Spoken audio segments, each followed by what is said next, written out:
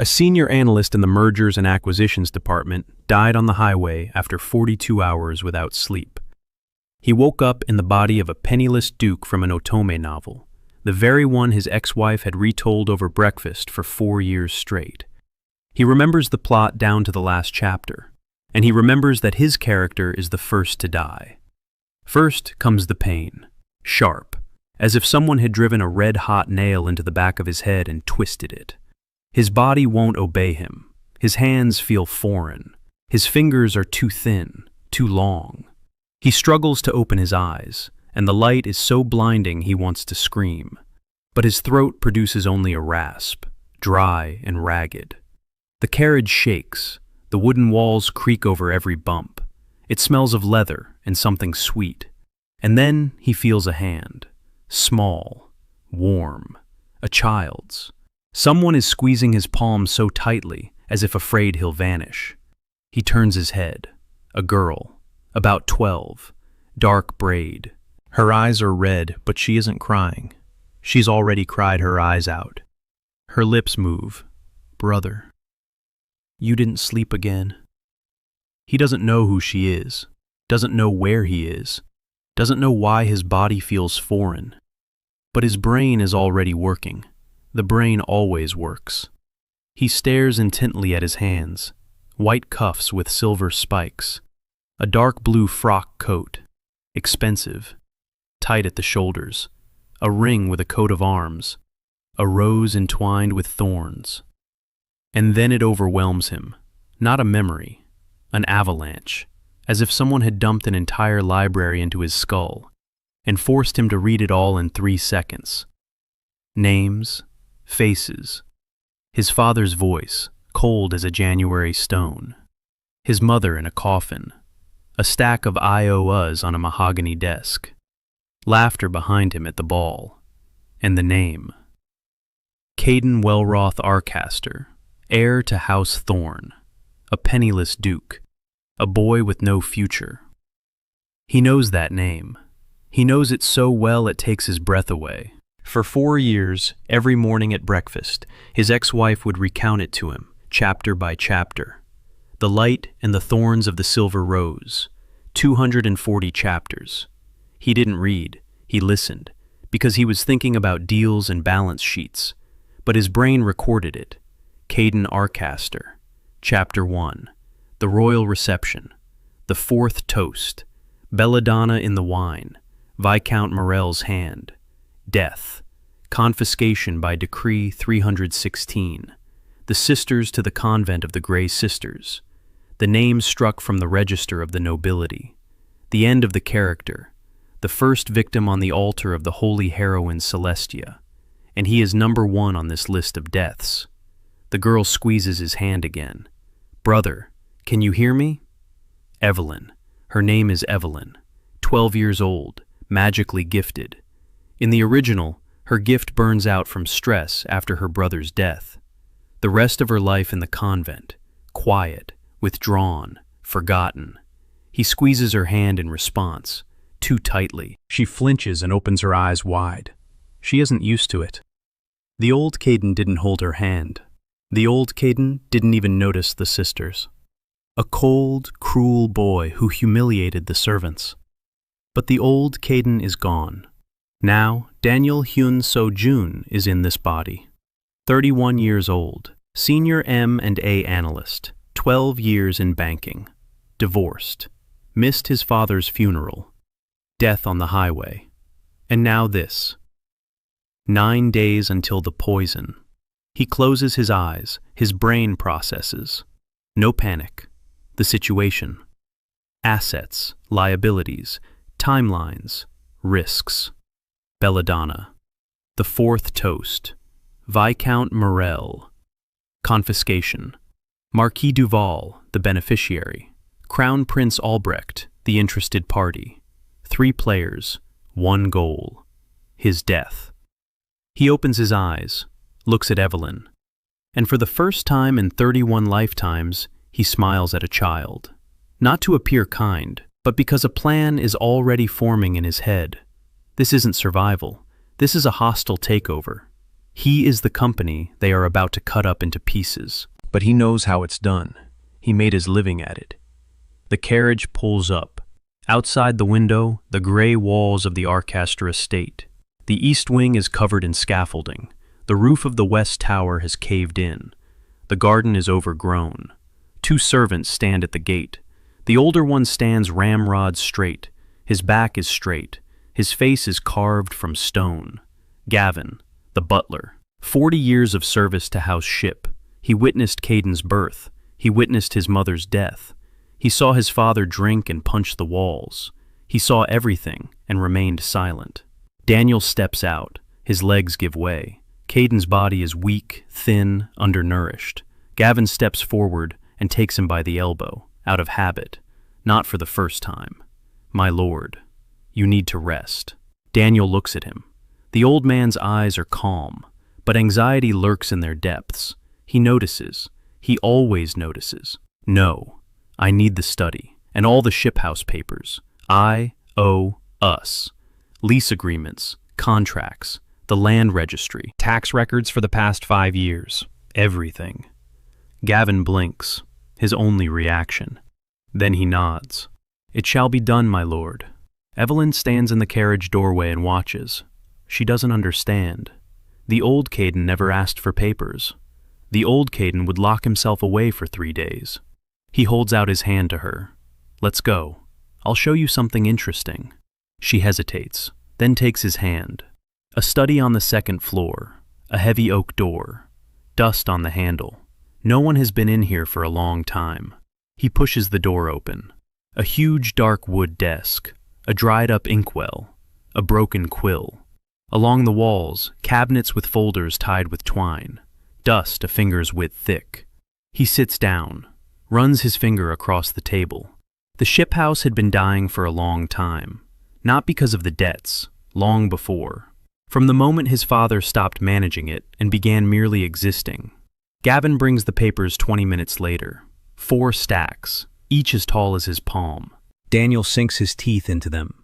Evelyn curls up in the chair by the window and watches. She is silent. An hour later, he sees the scale of the disaster. Ship's house owes 23,000 gold. Income covers a third. The contracts are overdue. 2 out of 5 tenants haven't paid in 6 months. The grain warehouse is empty. 1 more penalty and the crown will seize everything by force. This isn't debt, it's a vortex. Every month pulls him deeper. But Daniel sees what no one else in this world sees, the hidden value. 3 villages pay their rent in grain. In the provinces, a sack costs 8 copper coins. In the capital, the same sack costs 24, 3 times as expensive. No one transports it. The road is dangerous. Guards are needed. Nobody cares. Second, the eastern warehouse is empty, but there's a dock nearby, a river dock. On the only navigable route between the capital and the south, the wharf is registered to the House of the Thorn. No one sees any value in it. Daniel does. The wharf isn't just a building, it's a monopoly on logistics for the entire southern route. Third, in the receipts, he finds a promissory note from the Millers Guild. The guild owes the House of the Thorn 400 gold pieces. The note is past due. The guild on the verge of bankruptcy. A worthless piece of paper. Or is it? Because Daniel remembers. In 2 months, the South will be hit by a crop failure. The price of flour skyrockets 5-fold. The guild goes from being bankrupt to a gold mine.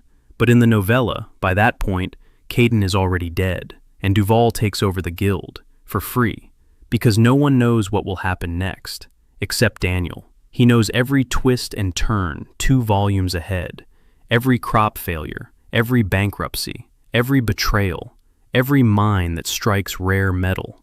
It's not magic, it's insider information, and he uses every bit of it. He sets the papers aside.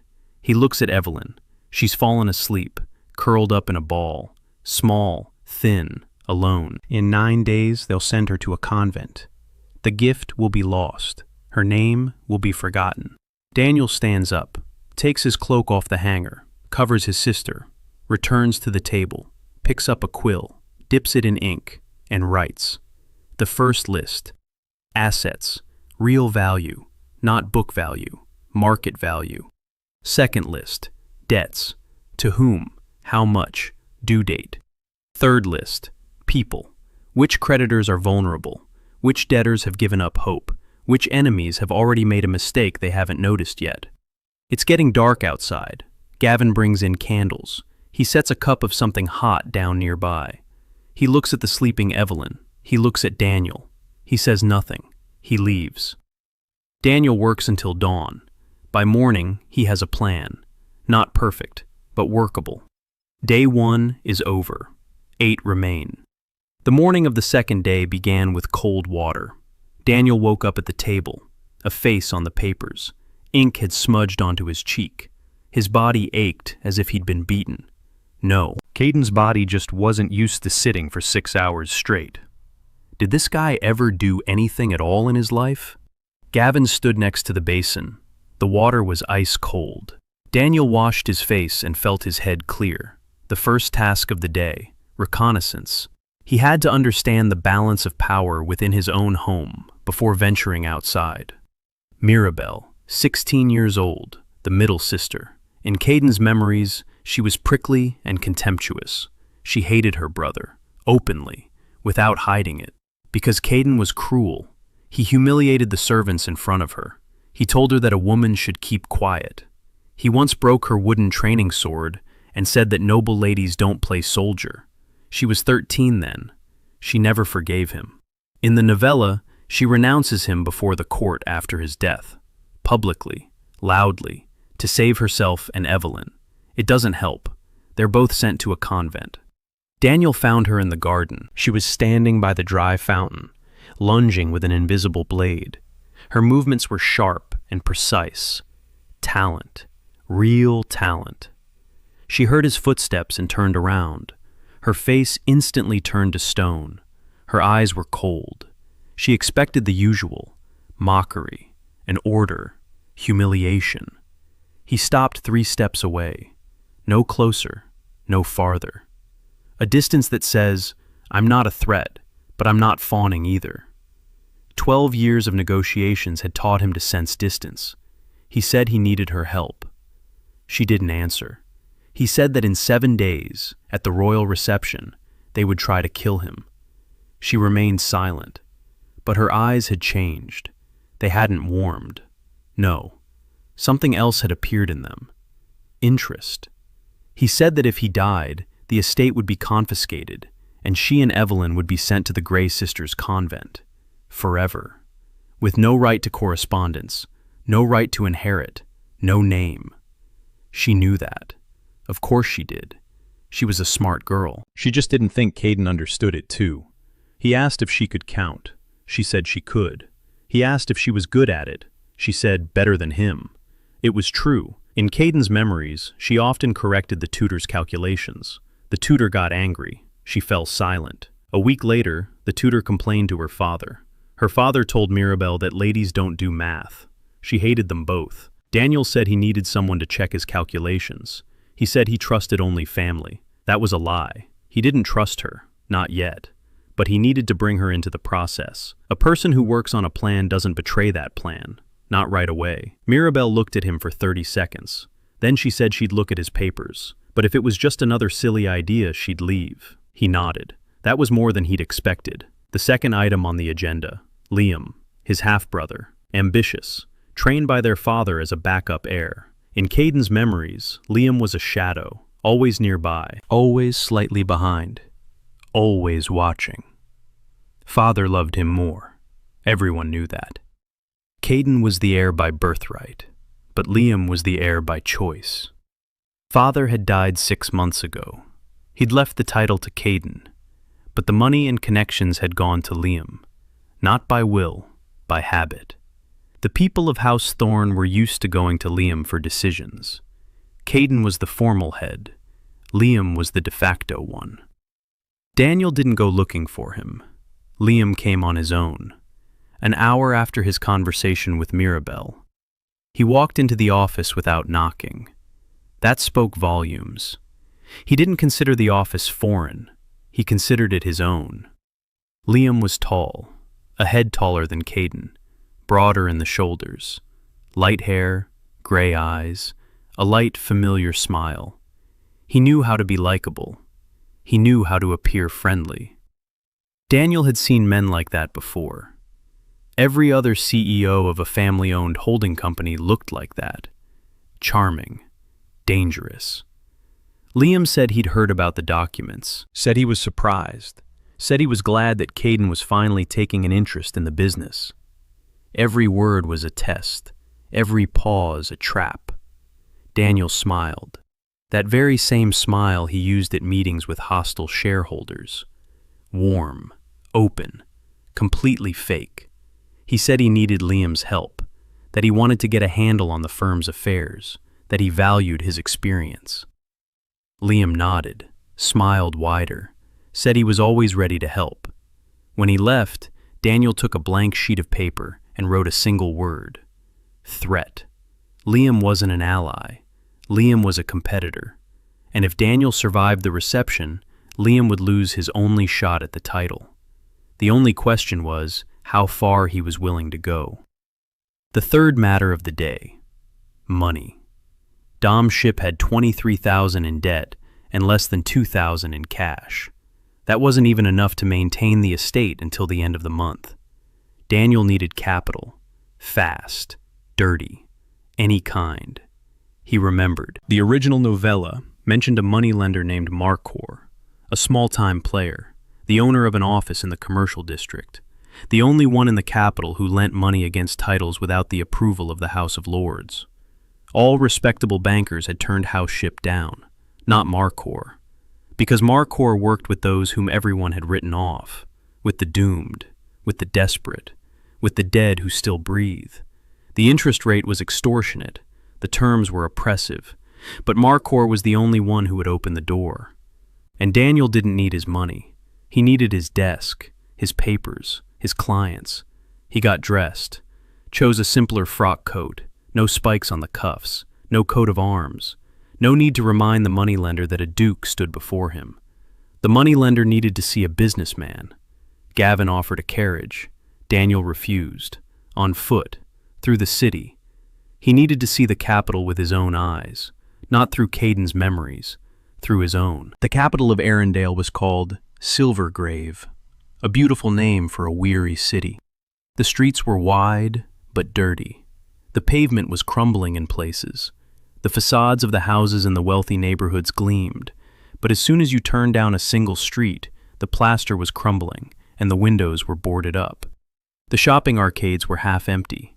Every third shop was closed. 3 beggars sat by the fountain in the square. A year ago, they weren't there. Daniel counted as he walked. Empty shops, board-up windows, beggars. If this was the capital, what was happening in the provinces? Arendelle's economy was falling apart, not from war, not from plague, from neglect. No one was in charge. The crown was spending. The houses were spending. The guilds were spending. No one was keeping track. Markor's office was on Copper Scales Street, a narrow building between a hardware store and a pharmacy. The sign was worn. The door was heavy. Inside, it smelled of wax and old paper. Markor sat at a desk piled high with scrolls. Short, stout, soft hands, quick eyes. He saw Kaiden and wasn't surprised. He was expecting him. Of course he was. The whole city knew House Thorn was sinking, and the moneylenders are always waiting by the shore. Markor said he was glad to see his lordship. He said he was ready to discuss the terms of a new loan. He said the interest would be lenient, for a friend. Daniel sat down. He placed a single sheet of paper on the table. It was a list. 7 items, 7 names, 7 debts. Markor looked at the list. The smile vanished. He recognized the names. They were his clients. Markor looked at the list and said nothing. It was a good silence, professional. Daniel knew that kind of silence. It's the silence of people who've just realized their cards are on the table and are now frantically weighing their options. 7 names on the paper. 7 of Markor's clients. 7 debts. The first, the Brosseau estate. pawned to Markor for 3,000 gold. The owner, Baron Brissot, doesn't know that his wife secretly pawned the same estate to the House of Wellington for 2,000, a double pawn, illegal. If it comes to light, Markor won't lose money. Markor will lose his license. In Aryan, an unlicensed moneylender is simply a thief. Second, the Dyers Guild owes Markor 800 gold pieces, but the guildmaster has been falsifying the books for 6 months. The actual income is half of what's reported. The promissory note is backed by thin air. Third, the Ravenscroft Trading House. Markor lent them 1,200 in exchange for a trade route, but Daniel knew from the news that in 40 days the Royal Chancellery would close that route due to a border conflict. The collateral would turn to dust. Fourth, fifth, sixth, seventh. Every item on the list was a bomb. A small one, a precise one, a carefully calculated one. Daniel didn't know all these details from the novella. He found some in the house ship papers. He deduced some from Kaiden's memories. He pieced some together bit by bit during a night of analysis, and some were pure bluff. He wasn't sure about the fourth and sixth points, but he was sure that Markor wouldn't check. Not right now. Not while all 7 were lying on the table in front of him. Daniel spoke, calmly, without pressure. He said he hadn't come to threaten. He said he'd come with a proposal. Markor had 7 problematic papers in his hands. Some were hopeless. Some were dangerous. Together, they were worth about 9,000 gold pieces face value. At market price, if Markor tried to sell them today, he'd get 3,000, maybe less. The proposal was simple. Daniel takes all 7 notes. Markor writes off the shiphouse's debt of 20,000 gold. Markor threw up his hands, said it was robbery, said the 7 notes were worth 9,000 and Kaiden's debt was 20. Daniel nodded. He'd been expecting this. He said Markor was right. The math doesn't add. But math isn't everything, because if Daniel leaves here without a deal, he'll be dead at the royal reception in a week. House ship will be confiscated. All of Kaiden's contracts will be nullified, including the debt to Markor. Markor gets nothing. 20,000 turns into 0, and the 7 toxic securities remain on his desk and start exploding one after another. Markor was silent. Daniel continued. But if the deal goes through, Markor gets rid of 7 problems in one fell swoop. His ledger becomes clean, and most importantly, he gets a client whom everyone has written off, but who is going to survive. A client who will have a working business in a month. A client who will remember who reached out to him when everyone else turned away. Markor looked at him. His eyes were quick, calculating. Daniel could see him weighing his options. 20,000 today, or 0 in 9 days. 9,000 in toxic assets, or a clean slate. A doomed duke, or a potential partner. Markor laughed, not out of joy, out of surprise. He said that in 30 years of work, not a single aristocrat had come to him with such an offer. He said that usually they came on their knees, or with threats, never with calculations. He signed. Daniel walked out of the office onto Copper Scales Street. The sun was high in the sky. The air smelled of smoke and fresh bread. He muttered to himself, "Debt for equity swap. As old as the hills. It's just that this world hasn't grown up yet. 20,000 in debt, written off. But this is only the beginning." He'd gained a reprieve, not a victory. The House of Ship still owed 3,000 to small creditors. There was still no working capital. There were still 7 days left until collection. But now he had 7 papers, 7 levers, 7 little keys to other people's locks. He returned to the estate by noon. Mirabelle was waiting for him in his study. She had laid out his notes from the night before on the table. She had reread them. She had calculated them. She had found 2 errors. She said he had miscalculated the profitability of the northern villages. The grain tithe is calculated based on fall prices, not spring prices. The difference is significant. Daniel looked at her. She was right. He had made a mistake. Not because he couldn't do math, but because he had been calculating within the coordinate system of another world. In Seoul, the price of grain didn't fluctuate threefold from season to season. Here, it did. He told her she was right, simply, without reservations, without explanations. She froze. The old Kaiden never admitted mistakes, especially not to his younger sister, especially not to a girl. She said nothing. But when he asked her to recalculate the profitability of all 5 villages, she nodded and sat down at the table. It was a small step, a tiny one, but Daniel knew. Trust isn't bought with a single gesture. Trust accumulates, like compound interest, slowly, but unstoppably. He spent the rest of the day studying the 7 redeemed documents. Each was a small window into a foreign world. Barren brass, double collateral. The wife had secretly mortgaged the estate from her husband. This meant there was a rift in the Brass family, a rift that could be exploited, not for blackmail, for a proposal. If Daniel went to the Baron and told him he knew about the second mortgage, he could gain an ally, a man who would be indebted, who would keep quiet, who would vote the right way in the House of Lords. The Dyers Guild, fake ledgers, a crooked foreman, but the guild is real, the workers are real. The dyers are real. If we remove the foreman and put an honest manager in charge, the guild will bring in 500 gold pieces a year, net. Ravenscroft Trading House. In 40 days, the route will be closed. They'll go bankrupt, but they have warehouses, 4 large warehouses in the southern port. After bankruptcy, the warehouses will go under the hammer. The price will drop by 2/3. Daniel will wait. Every piece of paper on his desk was not a debt. Each was an opportunity. He worked until evening. Evelyn came into the office again. She sat down in the chair by the window again. She watched again. This time she didn't stay silent. She asked what he was doing. He could have lied, could have brushed her off. He could have said it was grown-up business. The old Kaiden would have done just that. Daniel turned to her and said he was figuring out how much their house was worth. She asked if it was a lot. He said it was less than everyone thinks, but more than everyone sees. She didn't understand. He knew she wouldn't. She's 12. But he began to explain, simply, using his fingers. Imagine you have 3 apples. Everyone thinks they're rotten, but if you cut out the rot, the flesh inside is good. The question is, does anyone want to cut it out? She thought about it. Then she asked, "What if no one wants to?" He replied, "Then we'll do it ourselves." She nodded, seriously, as if he had just explained the most important thing in the world to her. Maybe he had. Daniel didn't sleep that night. Again, Kaiden's body protested, his head ached, his hands trembled with exhaustion, but he couldn't stop, because time was the one resource he had the least of. He was making a plan for the remaining 7 days. Day 3. A visit to Baron Brass. Discussion of the double pledge. Proposal for an alliance. Day 4.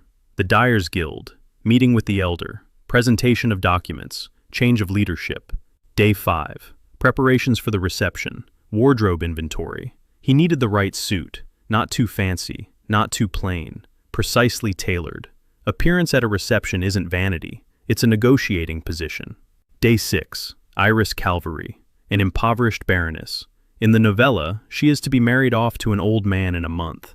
She hangs herself in the 2nd volume. Daniel had no intention of allowing either. Days 7 and 8. Preparing 3 contracts for the reception. A loan to the crown. Terms. Guarantees. Wording. Every word like a blade. Day 9. The reception. The 4th toast. He'll be ready. Outside the window, the dawn of the 3rd day was breaking. Daniel set down his pen. He looked at his hands, slender, pale, alien. But they did what was needed. They calculated, they wrote, they built. He closed his eyes. For a second, just 1 second, and he saw his old office, the 27th floor, glass walls, Seoul outside the window, stacks of reports, 3 monitors, a coffee mug with an inscription that his ex-wife had given him. He didn't remember what was written on it. Strange. He remembered every page of her favorite novel, but he didn't remember the inscription on the mug that had sat in front of him for 6 years. He opened his eyes. A stranger's office, a stranger's body, a stranger's world, but the same papers, the same numbers, the same work, saving what everyone considers dead. The 3rd day began with a visit to Baron Brosseau. Daniel dressed simply, a plain dark frock coat. He hid the ring bearing the coat of arms in his pocket. He didn't want the Baron to see the Duke standing before him. He wanted the Baron to see a man who knew his secret. The Brosseau estate was an hour's drive from the capital. Gavin drove the carriage. Daniel insisted on traveling without an entourage, just two people, the Duke and the butler. That too was a signal. I did not come as a threat. I came to talk. Baron Brosseau turned out to be a short man in his 50s, with a red face and shifty eyes. He kept his hands behind his back. He was nervous. An unannounced visit from the Duke. It was either an honor or a disaster. In his case, he suspected the latter. They sat down in the living room. Tea, cookies, small talk, the weather, the harvest, His Majesty's health. Daniel held out for 10 minutes. Then he placed a piece of paper on the table, a copy of the mortgage note. That very one, the second one, on the Wellington estate. The Baron turned pale. His hands emerged from behind his back and clenched the armrests of the chair. He tried to say he didn't understand. Daniel raised his hand. No need. He said he knew about the double mortgage. He said he wasn't going to use it against the Baron. He said he had a proposal. The Baron listened. He gasped for air. He waited for the blow. Daniel said he wanted to buy out the second mortgage from the House of Wellington, with his own money. Then the Bruxelles estate would be mortgaged only to him, one creditor instead of two. The problem of the double mortgage would disappear. No one would find out. No scandal. The Baron looked at him as if he were mad. He asked what Daniel wanted in return. Daniel replied, 3 things. First, the Baron's vote in the House of Lords. When Daniel asks, he will vote as needed. Not always. Not on every issue. Only when Daniel says it's important. Second, the Baron's warehouse on the riverfront. It's empty. Daniel will rent it. At a fair price. Third, silence. No one must know about this conversation. The Baron thought for 3 minutes. Then he agreed. He didn't haggle. A man with a scandal hanging over his head doesn't haggle. He'll grab at any lifeline.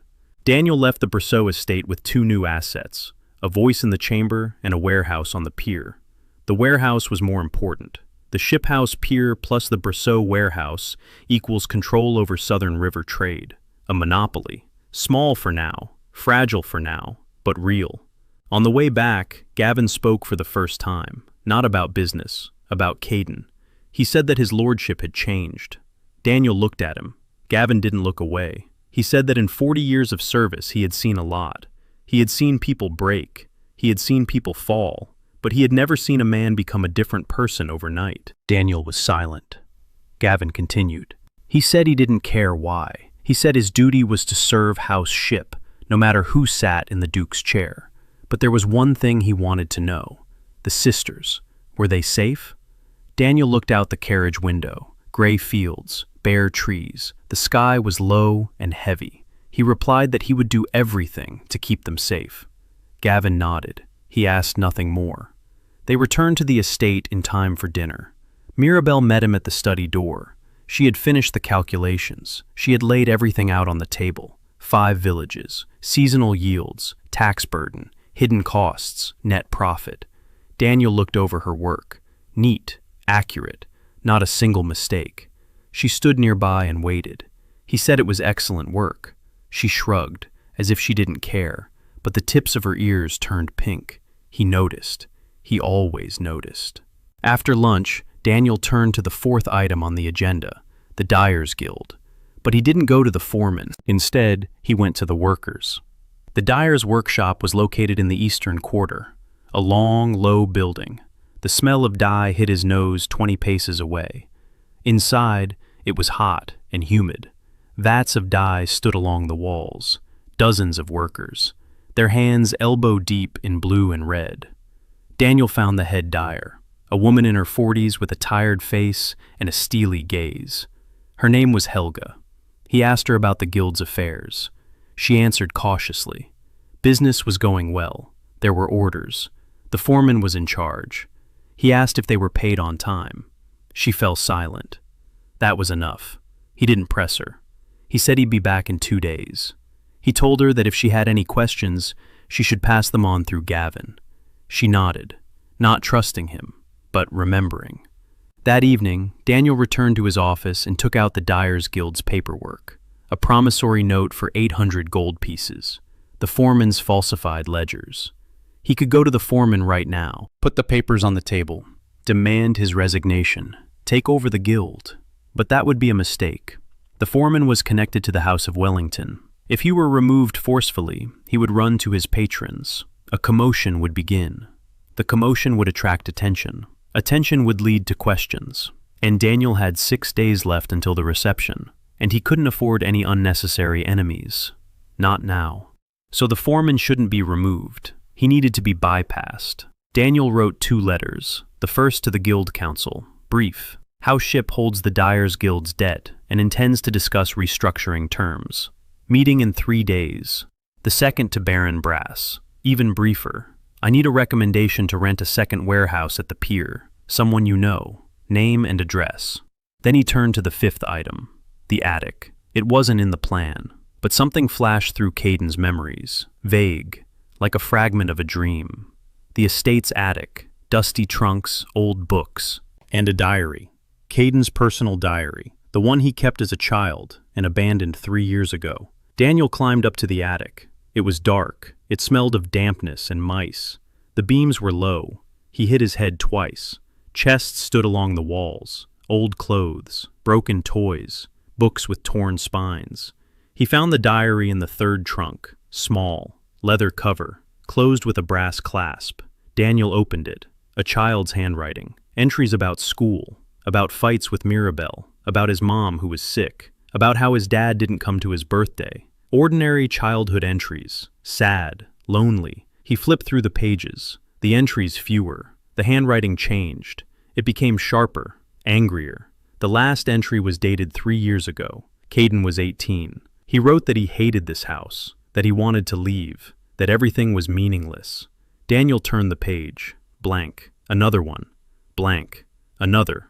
Blank. And then, on the penultimate page, different handwriting, not Kaiden's. Smooth, neat, adult, and not in the local language. Roman letters, Korean, Romanization. Daniel stopped breathing. He read it again, and again. 3 lines, in Korean, written in Roman letters in the diary of a boy from another world. Someone had been here before him, someone from his world, someone who knew Korean and knew that the next person would know it too. His hands were shaking, not from the cold, from realization.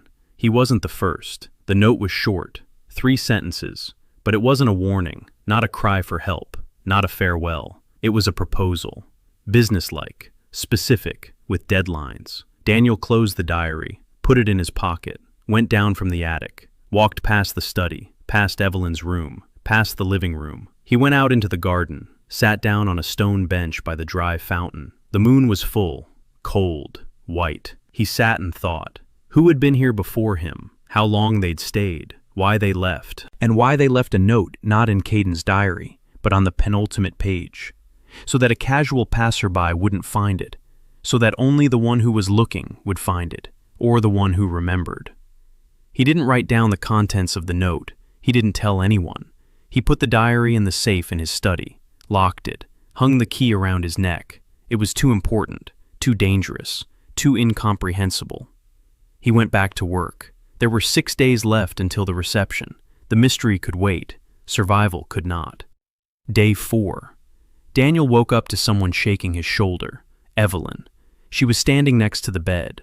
Her eyes were frightened. She said Liam was downstairs, with people. What kind of people? 3 of them, in royal chancellery uniforms. Daniel got up. His body protested. The 3rd night without proper sleep. His head felt heavy. His hands felt like someone else's. He got dressed in 3 minutes. He went downstairs. Liam was standing in the great hall. 3 men were beside him. The oldest was gray-haired and thin. His face was like a ferret's. His eyes were attentive. In his hands, a scroll bearing the royal seal.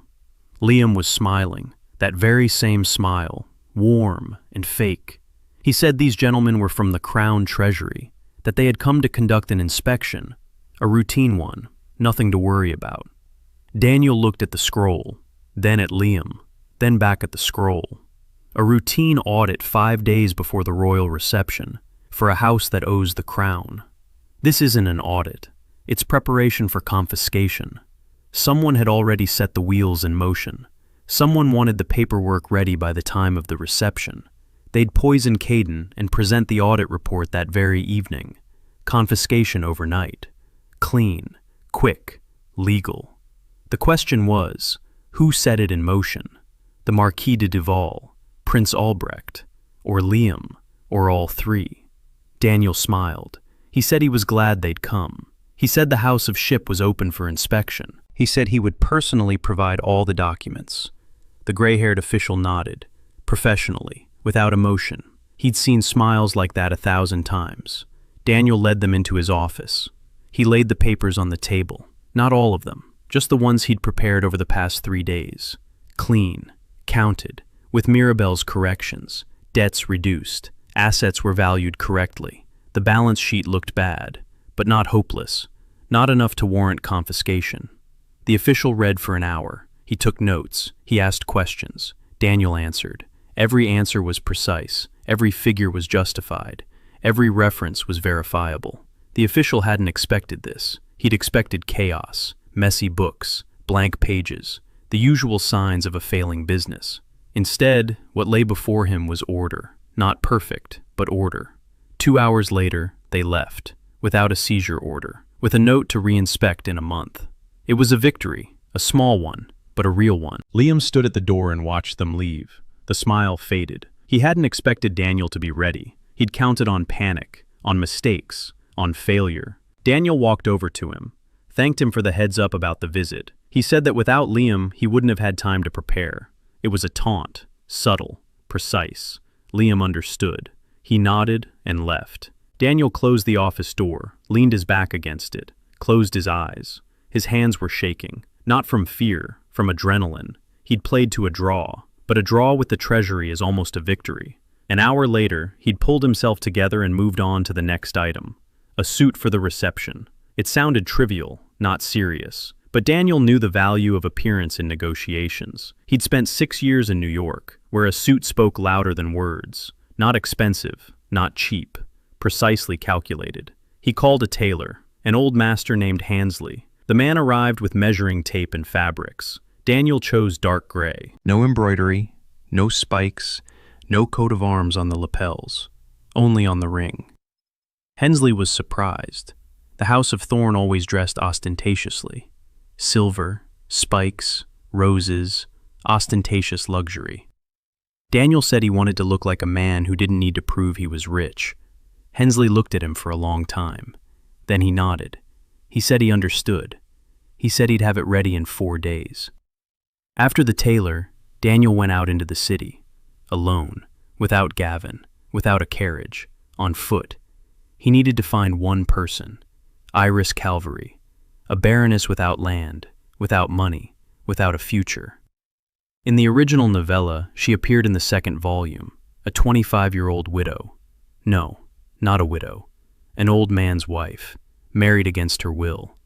She hangs herself a year later. 2 paragraphs in the novella, a minor character, a backdrop for the drama of the saintly heroine. Daniel remembered. His ex-wife had cried when she retold that part. She said Iris deserved better. He hadn't listened then. He'd been thinking about the quarterly report. Now he was listening. He pieced together Iris's address from Kaiden's memories and scattered mentions in the society columns he'd found in the estate library. A small house on Mednikov Street, a cheap neighborhood, not the slums, but close. He knocked.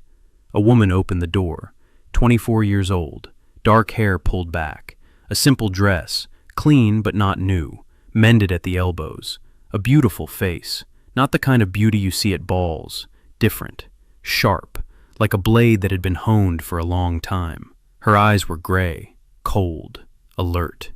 She saw him and did not recognize him. Then she did. Her eyebrows rose. The Duke of Arcaster, on the threshold of the impoverished baroness's home. No retinue, no carriage, in a simple frock coat. She didn't invite him in. She asked what she owed him. Her voice was steady, without obsequiousness, without fear. That was the first thing he liked about her. He said he had come with a job offer. She paused. Then she said that dukes don't usually come to baronesses with job offers. Usually it's the other way around. He replied that he was an unusual duke. She didn't smile, but she opened the door wider. Inside, it was clean. Poor but clean. A small table, 2 chairs, a bookshelf. Daniel looked at the books. commercial law, land ownership, tax codes, accounting for managers. She noticed his gaze. She said nothing. He sat down. She remained standing. He said he was looking for a manager for the Eastern Warehouse and the wharf, someone who can do math, who knows commercial law, who isn't afraid of work. She asked why her. He replied, "Because on your shelf are books I've only seen in the offices of senior partners. Because your dress is mended at the elbows, not the chest. That means you work with your hands, not sitting in parlors. And because you didn't curtsy when you opened the door." She looked at him. For a long time. He could see her calculating, not numbers, risks, that she needed a duke who might die in 5 days. Why would she want a job with a doomed man? He knew she was thinking that. He said that in 5 days, at the reception, they would try to poison him. She didn't flinch. So she knew. The whole city knew. He said he wasn't going to die. He said he had a plan. He said that if the plan worked, he'd need someone at the pier, someone he could trust with the money. She asked how much money. He said not much for now. A lot in 2 months. A whole lot in 6 months. She asked why she should believe him. He replied that he wasn't asking her to believe him. He was asking her to give it a try. 1 month. If in a month she decided he was lying or that the job wasn't for her, she could walk away. No strings attached. With a full month's salary. She thought for a minute. Then she said she'd come tomorrow morning. Daniel nodded. He stood up. He reached the door. Stopped. Turned around. He said the salary was 20 gold pieces a month, the standard rate for a second-class manager. But in 3 months, if the warehouse got up and running, he'd offer her a share. Not a salary, a share, as a partner. She looked at him. For the first time during the entire conversation, something changed in her expression. Not a smile, not gratitude. Something deeper, as if someone had lit a match in a dark room. A small flame. Uncertain, but real. He went out. It was raining on the street, light, cold, autumnal. He walked back to the estate and counted in his head. Baron Brass, voice and demeanor, Marcor, debt forgiveness, Mirabelle, counting, Evelyn, watching, Iris, managing the dock, 5 people, 5 small steps, 5 tiny bricks in the foundation that was supposed to withstand an avalanche. 5 days left until the reception. He quickened his pace. The 5th day. Daniel stood by the study window and looked out at the courtyard. Iris arrived at dawn, just as she had promised. Gavin escorted her to the pier. She inspected the warehouse in 2 hours and returned with 3 pages of notes. A list of what needed to be repaired, a list of what needed to be bought, a list of what needed to be thrown away. Daniel read it. Every item was accurate, every figure was justified. She had calculated the cost of repairing the roof down to the last copper coin. He had hired the right person. But today wasn't a day for the pier. Today was a day for the Dyers Guild. The guildmaster's name was Olden Graff. Fat, sweaty, loud. One of those people who take up all the space in a room not because they're big, but because they don't know how to be small. Daniel invited him into the estate. Not into the study, into the small parlor. The room for second-rate guests. That was a signal too. You're not my equal. You're a supplicant, even if you don't know it yet. Olden came with 2 assistants, both skinny, both silent. They sat down. Gavin served tea. Daniel placed a promissory note on the table. 800 gold pieces. Past due. Alden looked at the paper, and his expression didn't change. He knew about this debt. He knew that House Ship held this promissory note. He just didn't think anyone would ever cash it. Because Kaiden was a dead duke. What use is money to a dead man? Daniel didn't cash it. He said he wanted to discuss the guild's future. He said the promissory note wasn't a threat, but a reason to talk. Olden relaxed. Too soon. Daniel asked about the guild's income for the past year. Olden named a figure. 2,400 gold pieces. Daniel nodded. Then he placed a second sheet on the table. His own calculation. Based on the volume of dyes the guild had purchased. On the number of workers. On the prices of finished fabric. The guild's actual income for the past year was not 2,400, but 1,300. A difference of 1,100 gold pieces. Someone was pocketing the money. Someone was falsifying the books. Someone was lying. Olden turned pale. Then he flushed. Then he tried to stand up. Daniel raised his hand. He said he wasn't going to go to the guild council. He wasn't going to file a complaint. He wasn't going to do anything with this information at all. On one condition. Olden sat back down. The condition was simple. Daniel would write off the 800 gold bill. Completely. Forever. In return, the Dyers Guild would sign an exclusive 3-year contract with Shiphouse. All dyes would go through the warehouse at the dock. All payments would go through Daniel, at a fixed price. Olden thought. He realized it was a trap. The exclusive contract tied the guild to Shiphouse, but the alternative was worse. If Daniel's people got onto the guild council, Olden wouldn't just lose his seat, he would lose his freedom. Forging books meant prison. He agreed. He signed. He left. His assistants scurried after him like shadows. Daniel was left alone. He looked at the signed contract, his first steady source of income, small but stable. Dyes aren't a gold mine, but it was a stream, a cash flow. In his past life, he'd explained to interns that a company doesn't die from losses. A company dies from a lack of cash flow. You can be unprofitable and still survive. You can't survive without cash flow. Now, House Ship had a cash flow. A thin one, but real. After lunch, he set about what he had been living for the past 2 days. Contracts for the reception, 3 documents, 3 bombs, which he intended to place on the table before the king. The first contract, a loan to the crown for 80,000 gold pieces, 2.5% interest per year. That was 3 times lower than the market rate. No banker in Arendelle would lend the crown money at such a rate. But Daniel didn't need the interest. He needed a debtor. The crown owing House Ship wasn't a debt. It was life insurance. You can't kill a man to whom you owe 80,000. Well, you can, but it's expensive. The problem was that Daniel didn't have 80,000. He didn't even have 8,000. He had less than 1,000 in cash. But the contract didn't require immediate payment. It was structured as a line of credit. The crown was granted the right to borrow up to 80,000 over the course of a year, in installments, as needed. Daniel promised to secure each tranche with House Ship's assets and partner funds. He needed time. 2 months. In 2 months, the poor harvest in the south would drive up grain prices. His warehouses at the wharf would start turning a profit. The Millers Guild would go from being on the brink of bankruptcy to sitting on a gold mine. And then the 80,000 from his imagination would become reality. But until then, it was a bluff. A beautiful one. Convincing. Dangerous. The second contract, a trade charter for the river wharf. Daniel asked the crown to grant House Ship a 10-year monopoly on southern river trade. In return, the house agreed to pay a tax to the treasury on every ship. The tax was profitable for the crown. The monopoly was priceless for Daniel.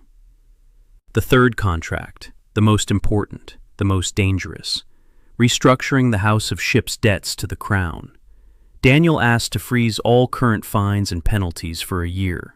In exchange, he guaranteed full repayment of the principal debt within 12 months, with interest. If he failed to repay, the crown would gain the right to confiscate without trial. He was putting all his eggs in one basket. If the plan worked, he would gain a year. If not, he would lose everything. But without these contracts, he wouldn't survive the reception. Poisoning the Duke, who had just lent the crown money at a low interest rate. Confiscating the house that had just guaranteed revenue for the treasury. This isn't murder, it's economic sabotage. And even Viscount Morel would think twice before raising a glass. Daniel worked on the contracts until late at night. Every word was carefully chosen. Every clause was thought through. Every loophole was closed. 12 years at an investment bank hadn't gone to waste. He knew how to draft documents that ran like clockwork. Mirabelle came into the office at midnight. She brought her calculations for the pier. She had calculated the throughput, the number of ships per month, the average tonnage, the unloading cost, the net margin. Daniel looked at the numbers. He looked at Mirabelle. She stood up straight, chin up, waiting for his assessment. She was bracing for criticism.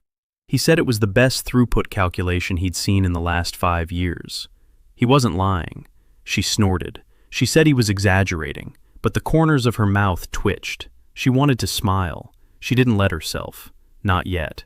He asked if she wanted to go to sleep. She replied that she wasn't tired. He nodded toward the chair next to him. She sat down. They worked until dawn. Together, in silence. He drafted contracts. She checked the numbers. Sometimes she pointed out a mistake. He corrected it.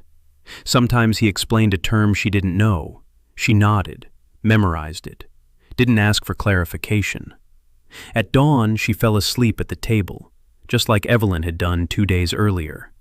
He covered her with her coat, just as he had covered Evelyn. He stood nearby. He looked at the 2 sisters who had fallen asleep in his office, one in the armchair by the window, the other at the desk. In the novella, in 4 days they would be sent to a convent. Gray walls, gray dresses, a gray life. He returned to the desk. He picked up a pen. He continued. There were 4 days left until the reception. The 6th day. 4 days until the reception. Daniel woke up with a pain in his chest. Not metaphorical, real. Kaiden's body was giving out. 3 nights with almost no sleep. Bad food, stress. He remembered that feeling. In his past life, he'd felt the same way a week before he died. His heart was beating erratically. It was throbbing in his temples. His hands were shaking. His body was warning him, "You're killing yourself." Again. He forced himself to eat breakfast. For the first time in 3 days, he sat down at the table and ate everything Gavin had brought. Porridge, bread, boiled eggs, milk. Kaiden's body accepted the food reluctantly. This boy had been eating like a bird for years. His stomach was unaccustomed to normal portions. But Daniel ate, methodically, because the body is an asset, the only one that cannot be replaced. After breakfast, he headed to the pier. Iris was waiting for him at the warehouse gate. In 2 days, she had accomplished the impossible. The roof was repaired. The floor was cleaned. 3 walls were reinforced. A boy of about 14 stood at the entrance, a new worker. Iris had hired him for 3 copper coins a day. She led Daniel inside. She showed him the layout of the goods, the storage areas, loading routes, the inventory system she'd devised overnight. Every bag, every box, every barrel in its place, with a number, with a date, with the owner's name. Daniel watched and said nothing. Then he said that at his last company, they would have given a quarterly bonus for a system like this. She didn't understand what a quarterly bonus was, but she understood that it was praise. A hint of a smile, the first since they'd met. He said he wanted to discuss something important. They sat on upturned crates against the wall. He told her about the plan. Not the whole plan, just part of it. About the wharf, about the monopoly on southern trade, about the contract with the crown, about the fact that in 2 months, grain would pass through this warehouse. A lot of grain. Because there would be a crop failure in the south. She asked how he knew about the crop failure. He replied that he had sources. She looked at him for a long time. She didn't believe him, but she accepted it. People accept a lot of strange things from those who pay on time. He said she needed to hire 4 more people, loaders, a security guard, and an accountant. She said she could do the accounting herself. He replied that in 2 months the volume would be so great that she wouldn't be able to handle it alone. She objected. He insisted. She fell silent. Then she nodded. He stood up, brushed off his coat, stopped, turned to her, said there was one more thing. In 3 months, if everything goes according to plan, he wants to offer her a stake in the new venture. Not a salary, a stake, 10%, as a partner. She sat motionless. He saw her hands clench, her knuckles turned white. She asked why he would do that. Why give a stake to someone he's known for 3 days? He replied, because people who are underestimated are worth more than those who are overestimated. That's the rule of investing, the most important one he knew. She didn't say anything. He left. On the way back, he stopped by the market, not to shop, for information. The capital's market was the best source of news in Arendelle, better than newspapers, better than spies. The merchants knew everything. Who bought, who sold, who went bankrupt, who was getting married, who was dying. He wandered among the stalls. He listened. The name Kaiden Arcaster came up 3 times. The first time at the butcher's. They said the Duke would soon lose his estate. The second time at the weaver's. They said House Ship was bankrupt. and there would be a confiscation after the reception. The third time, at the money changers. They said that the Marquis de Duval had already set his sights on the east wing of the estate for a new mansion for his nephew. Daniel listened and memorized. The Marquis de Duval. The name came up again and again. He was everywhere, behind every rumor, behind every whisper, a spider at the center of the web, patient, invisible. Confident that everything was going according to plan, Daniel returned to the estate. Gavin was waiting for him in the study. The old man's face was gloomier than usual. He said a letter had arrived. From the office of Crown Prince Albrecht, an invitation to an audience, tomorrow, at noon. Daniel took the envelope, heavy paper, a gold seal, polite words, but behind the politeness lay a demand. The prince wanted to see the doomed duke, in person, to assess the threat, or the lack thereof. Daniel set the letter aside. Prince Albrecht. In the original novella, he was handsome and empty, the heir whom Saint Celestia loved. His main function in the plot was to be the object of love, the heroine's sword and shield. But Daniel remembered something else. His ex-wife had mentioned in passing that in the second volume, the prince displays unexpected cruelty, that behind the handsome facade hides a man accustomed to getting what he wants, at any cost. Meeting with the prince was dangerous, but to refuse meant to show fear. And fear in Arendelle smelled of blood. Daniel decided to go. That evening he spent 2 hours with Evelyn, not on paperwork, just sitting with her. She showed him the book she was reading, a fairy tale about a dragon who lived on a mountain and collected stones, not gold, stones, because every stone remembered the one who carried it. She asked if such dragons existed. He said they did. She asked if it was true. He said it was true. She smiled, a small one. A quiet one, a real smile. The first one in all the time he'd been in this body. He felt something tighten in his chest. Not pain, something else. Warm, unfamiliar. He couldn't remember the last time he'd felt it. Maybe never. Maybe that was the point. He didn't work that night. For the first time in 5 days, he got into bed. He closed his eyes. And Kaiden's body finally gave in to sleep. But before falling asleep, he thought about the note. About the Korean letters written in Latin script on the penultimate page of the diary. About who had been here before him. About the 3-line business proposal. And about the fact that he still hadn't deciphered the last word. It had been written with a mistake, or maybe not. He fell asleep with that thought. And for the first time in 5 days, he didn't dream a thing. Day 7. 3 days until the reception. Daniel stood in front of the mirror and looked at a stranger's face. Kaiden was handsome, that cold, aristocratic beauty that frightened more than it attracted. Sharp cheekbones, dark eyes, pale skin, thin lips, the face of a man who was easy to hate. Daniel smoothed his hair. He put on a simple black frock coat. Taylor Hensley hadn't finished the suit for the reception yet. This one would do for an audience. Not too opulent, not too shabby. Neutral. The carriage pulled up to the palace at noon. Arendelle Palace was enormous, white stone, 4 towers, golden spires, the flags of the 4 great houses fluttering in the wind, a rose, a thorn, a moon, ashes.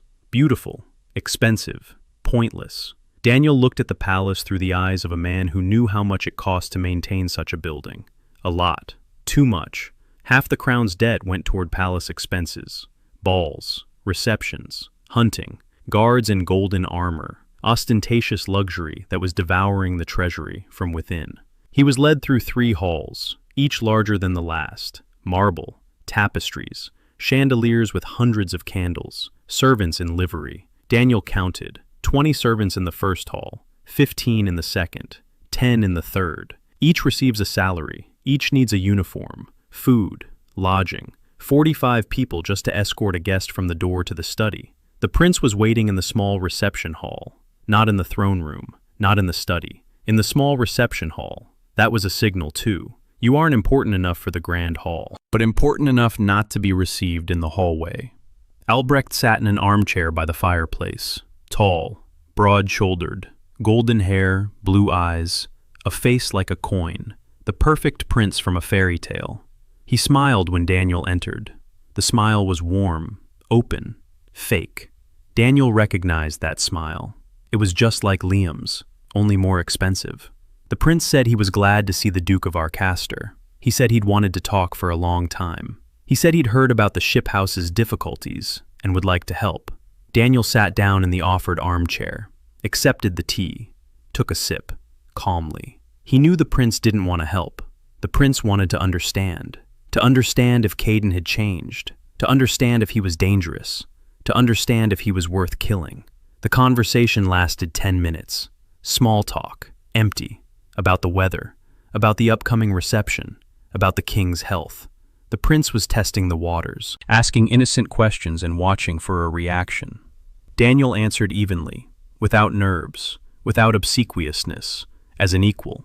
It annoyed the prince. Daniel saw it, a micro twitch of the eyebrows, a slight narrowing of the eyes. The prince was used to people bowing down before him. Kaiden didn't bow down. That was wrong. That was suspicious.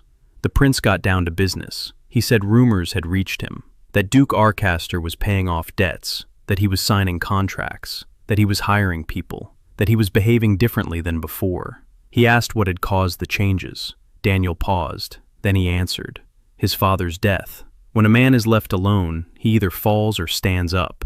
He stood up.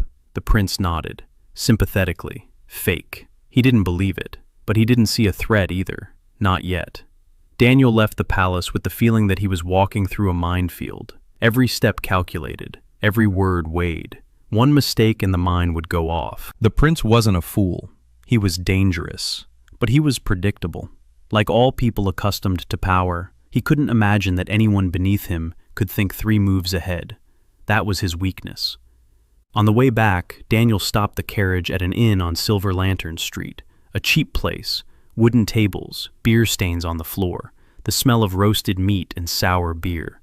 A woman sat at a table in the corner, alone, a mug in front of her, her hand on the hilt of a sword lying on the bench beside her. Short, dark hair, tan skin, a scar on her right cheek, broad shoulders, her back straight even after a mug of beer. Her military bearing never fades. Ser Kim Sun-ae, a former knight, captain of the royal guard, stripped of her rank for disobeying the prince's order. In the novella, she drinks herself into oblivion in this very tavern. A year later, she is found dead in a ditch. Another minor character. 2 more paragraphs in someone else's story. Daniel approached, sat down across from her. She raised her head. Her eyes were clouded by beer, but not drunk. She didn't drink to get drunk. She drank to pass the time. He introduced himself. She recognized the name. Duke Arcaster. The very one doomed. She said nothing. She waited. He said he was looking for a head of personal security. She laughed, briefly, bitterly. She said he'd come to the wrong place. She was a former knight, stripped of her rank, disgraced. Her name had been struck from the guard's roster. Hiring her would mean trouble with the prince. He replied that he already had trouble with the prince, 1 more or 1 less. She stopped laughing. She looked at him, intently, soberly. She asked what he was offering. He said a salary, housing on the estate, command of the house ship guard. And one thing she hadn't asked for. She asked what? He said that house ship had the right to confer knighthood by private charter. That right hadn't been used in 300 years, but it existed. Legal, documented, irrevocable. If she agreed to work for house ship, he would restore her knighthood, publicly, at a house assembly, with a seal and a signature. Silence. Long. Heavy. Daniel watched her face change. Anger. Distrust. Hope. Distrust again. Hope again. The struggle going on behind those eyes was brutal. She had lived without honor for 2 years. For 2 years, she woke up and remembered that she was nobody. That the title that had been her everything had been taken away with a single stroke of a pen. She asked why he was doing this. Why restore the title to a person he didn't know? He replied, "Because you were stripped of your rank for refusing to carry out a criminal order. That is no disgrace. It is the only thing that should stand on your record." She was silent for a moment. Then she pushed the mug aside. She stood up. She picked up the sword. She hung it on her belt. She said she would come tomorrow, at dawn. He nodded. He left the tavern. Snow was falling outside. The first of the year. Light, quiet. He stood in the snow and thought. 6 days. 6 days ago he had woken up in a carriage with someone else's memories and 9 days to live. In 6 days he had paid off 20,000 in debt, gained an ally in the House of Lords. He took control of the wharf and the warehouse. He signed a contract with the Dyers Guild. He hired a manager and a head of security. He passed the Treasury's audit. He met with the prince, and he drafted 3 contracts that in 3 days he would place on the table before the king. That was not enough, but it was a start. Day 8, 2 days before the reception. Sarah arrived at dawn, just as she promised, with no belongings, no luggage, only a sword at her belt. Daniel met her in the hall. Gavin was standing nearby. Sarah looked at the butler. The butler looked at Sarah. 2 old soldiers recognized each other in an instant. Gavin had served in the guard 40 years ago. He knew that bearing, that way of standing, that weight in her eyes. He nodded to her. She nodded back. No more words were needed. Daniel showed her around the estate. He showed her the rooms. He showed her the courtyard. He showed her the stables. He showed her the back way through which she could reach the river in 3 minutes. Sarah took it all in. Silently, professionally. She counted the entrances and exits, the blind spots, the positions for archers. She thought about the estate's security just as Daniel thought about balance. Naturally, instinctively. She said the estate was poorly defended. The walls were old. The gate had no bolt. The night watch consisted of 2 sleepy stable hands. Any average mercenary could get inside in 5 minutes. Daniel nodded. He knew. He asked what was needed. She named it. 6 men. Not nobles, former soldiers, the kind you find in the capital's taverns, the ones the army spat out after the last campaign. Tough, disciplined, hungry. Hungry people work better than well-fed ones. Daniel said the money was tight. She replied that she knew people who would go for food and shelter. For the first month. After that, he'd have to pay. He agreed. She went into town to find the men. Daniel returned to his office. Papers were waiting for him, but not the ones he'd planned on. Mirabelle was standing by the table. Her face was pale. She held an envelope in her hands. She said a letter had arrived from Liam. Not for her, for Gavin. But Gavin had shown it to her, because Gavin was starting to trust her. Daniel took the envelope. He read it. Liam had written to the butler, briefly, dryly, businesslike. He was asking about Kaiden's schedule for the day of the reception, what time he would leave the estate, which route, with which entourage. A routine question. A caring brother wants to know his older brother's plans, if you don't know the context. Daniel knew the context. Liam wanted to know the route. The route is needed by someone planning a meeting on the road, or by someone passing on information to the planner. He placed the letter on the table. Mirabelle was watching him. She waited. He asked what she thought. She didn't answer right away. She said that Liam had always wanted the title, that their father had promised it to him, that after their father's death, Liam was certain he would become the heir. When the title went to Kaiden by right of blood, Liam didn't say a word. He smiled. He congratulated him, and he began to wait.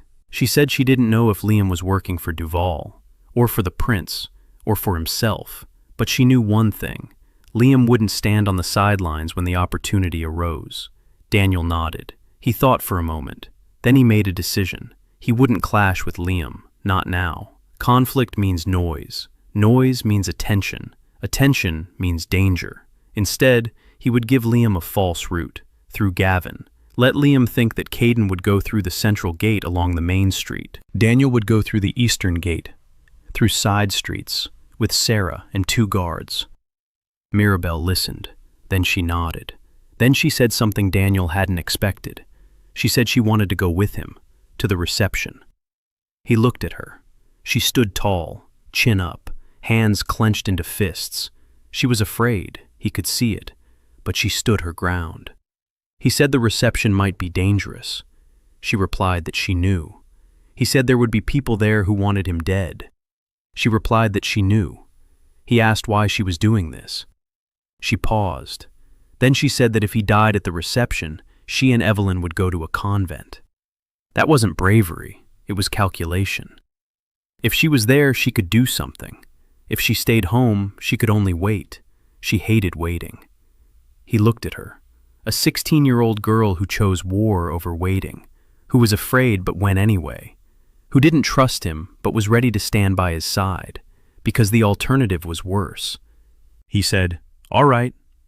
She nodded. She left. He was left alone. An hour later, Iris arrived, with a report on the dock. The first ship had docked last night, a merchant from the southern province. 20 barrels of wine. Iris had collected the unloading fee, 2 gold coins. The dock's first revenue during Daniel's reign. 2 gold coins. Small change. A drop in the bucket. But Daniel took the coins in his hand and held them. Heavy. Real. Earned. Not stolen. Not inherited. Not begged for. He put the coins in a desk drawer, next to the reception contracts. Then he turned to the final item on his to-do list, the speech.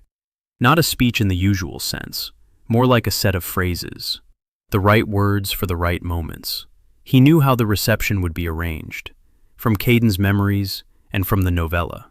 The palace's grand hall, 400 guests, representatives of all the great houses, the king on the throne, the prince beside him, Saint Celestia in a white dress, toasts, music, dancing.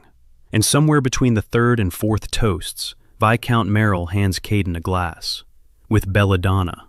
In the original novella, Kaiden takes the glass, drinks, falls, dies 3 hours later in agony, quietly, unnoticed.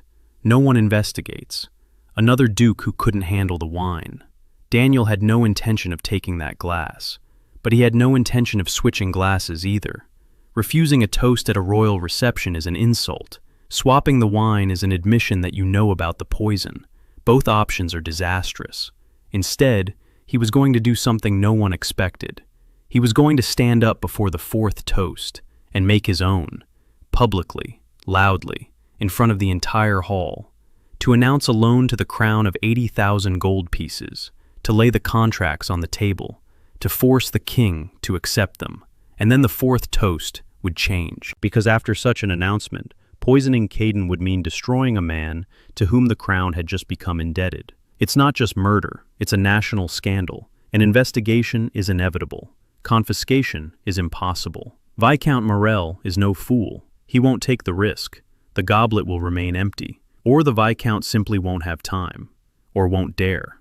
It doesn't matter. The main thing is that Daniel stands up first. He rehearsed the words, over and over, every sentence like a bullet, short, precise, irresistible. "Your Majesty, House Ship offers the crown a loan of 80,000 gold pieces, at 2.5% per annum, for a term of 5 years, without collateral, based on trust and loyalty. Beautiful. A lie from the first word to the last. There was collateral, House Ship's own debt to the crown. If the crown refuses, Daniel formally has the right to demand immediate repayment of all outstanding obligations. That would tie up the bureaucracy for months, the time he needs.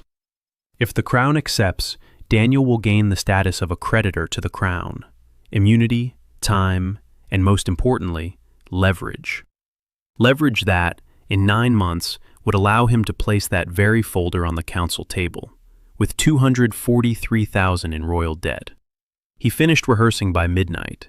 The candles were burning down, wax dripped onto the table, silence outside the window. The city slept. In 2 days, this city would see what it hadn't seen in 300 years. The Duke of the House of Thorn, who had come to the reception not to die, but to buy. The 9th day, the day of the reception. Daniel woke up an hour before dawn, not from an alarm clock, not from Evelyn, from the silence. Absolute, complete. The kind of silence that only comes before a battle, or before death. He lay in the dark and stared at the ceiling. Kaiden's body was calm. For the first time in 9 days, nothing ached. His hands weren't shaking. There was no pounding in his temples, as if his body understood too. Today, everything is decided. Today. He got up. He got dressed. Hensley's suit had been ready last night. Dark gray fabric, impeccable cut. No silver, no spikes, no roses, only a ring with a coat of arms on his ring finger. Daniel looked in the mirror.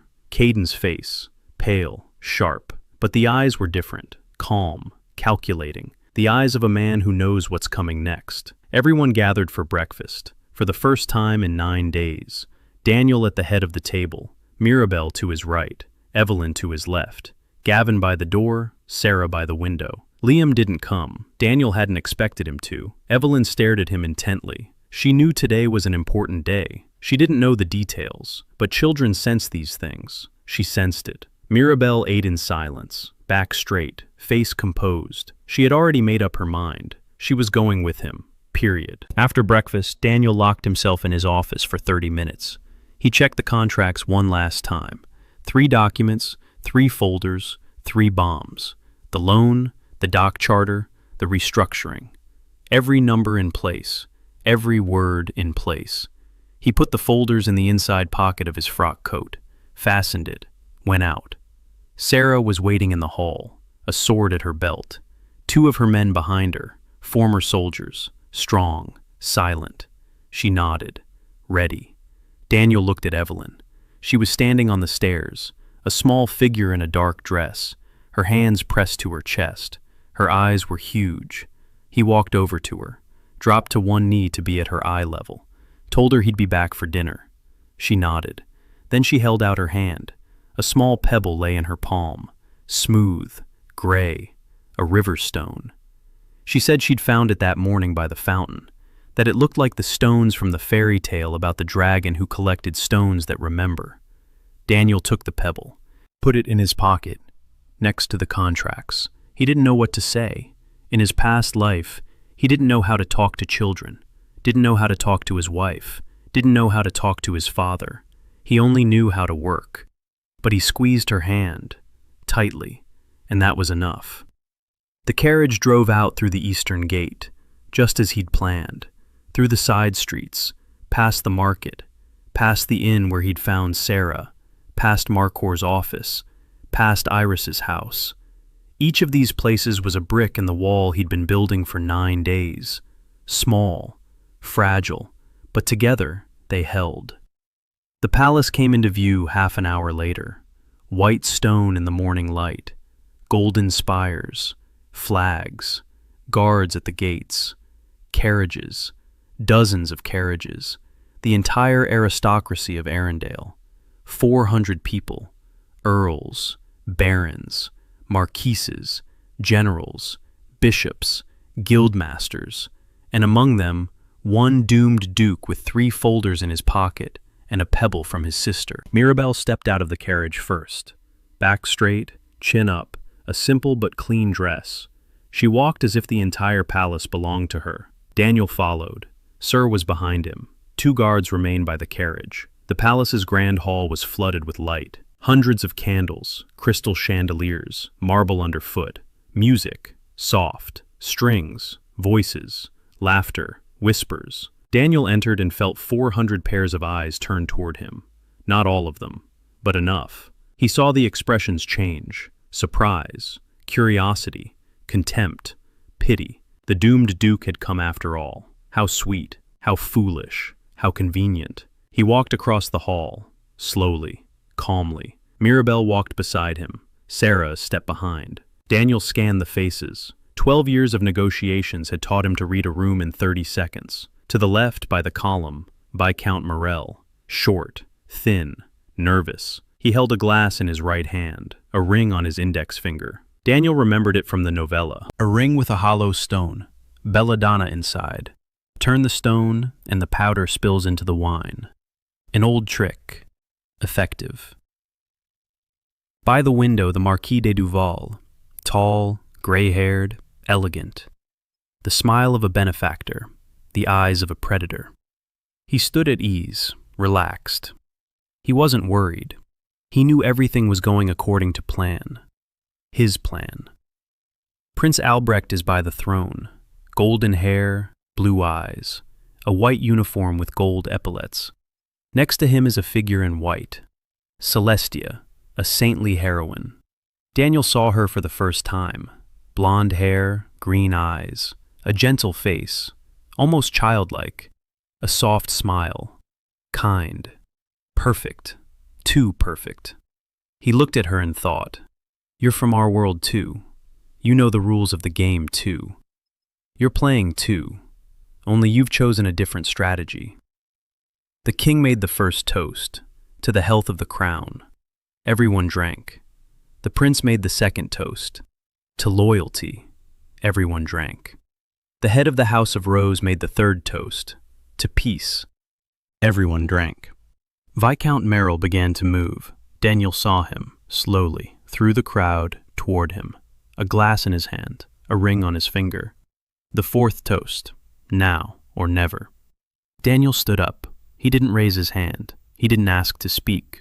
He didn't wait for permission. He just stood up.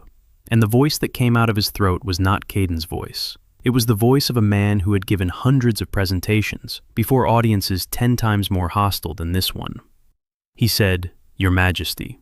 He said, "House ship requests the floor." The hall fell silent. 400 people. Silence. The king looked at him, a gray-haired old man with weary eyes. He nodded. Daniel spoke for 3 minutes. Every word was a nail in the coffin of the conspiracy. He announced that House Ship was offering the crown a loan of 80,000 gold pieces, at 2.5% per annum, unsecured, based on loyalty and trust. He pulled the contract out of his pocket. He placed it on the table in front of the king. He placed a second one next to it, a charter for the river wharf, a monopoly on southern trade, a tax to the treasury from every ship, a third one beside it, debt restructuring, a 1-year freeze on fines, full repayment in 12 months, 3 documents, 3 shots, silence. The Marquis de Duval stopped smiling. Viscount Morel paused, a glass in his hand, fingers on the ring. He didn't know what to do. He was preparing to poison a dead man. Standing before him was the crown's creditor. Prince Albrecht tilted his head slightly. Daniel saw it, a micro-movement, calculation. The prince was weighing the new possibilities, quickly, but not quickly enough. Daniel had already calculated it, 9 days ago. The king looked at the documents, then at Daniel, then back at the documents. The hall waited. 400 people. Silence. The king slowly raised his glass. He said, "To Duke Arcaster, and to the generosity of House Ship." 400 people raised their glasses. Viscount Morel raised his glass.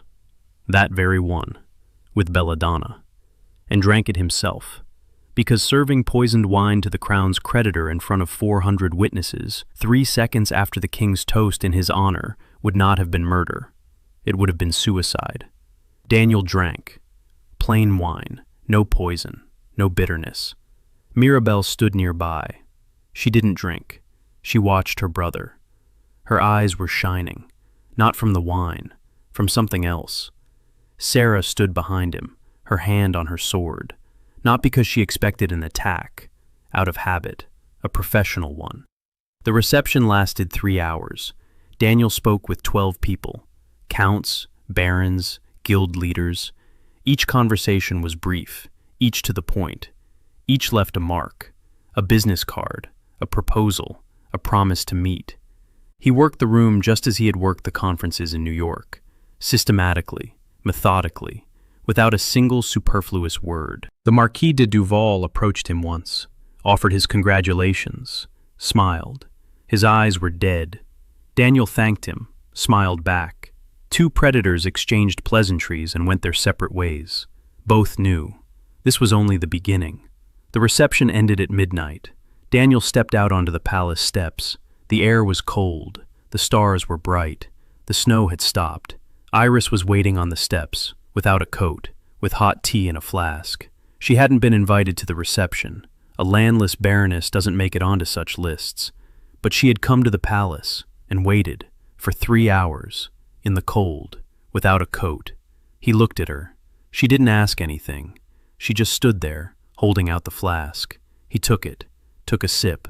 The hot tea burned his throat.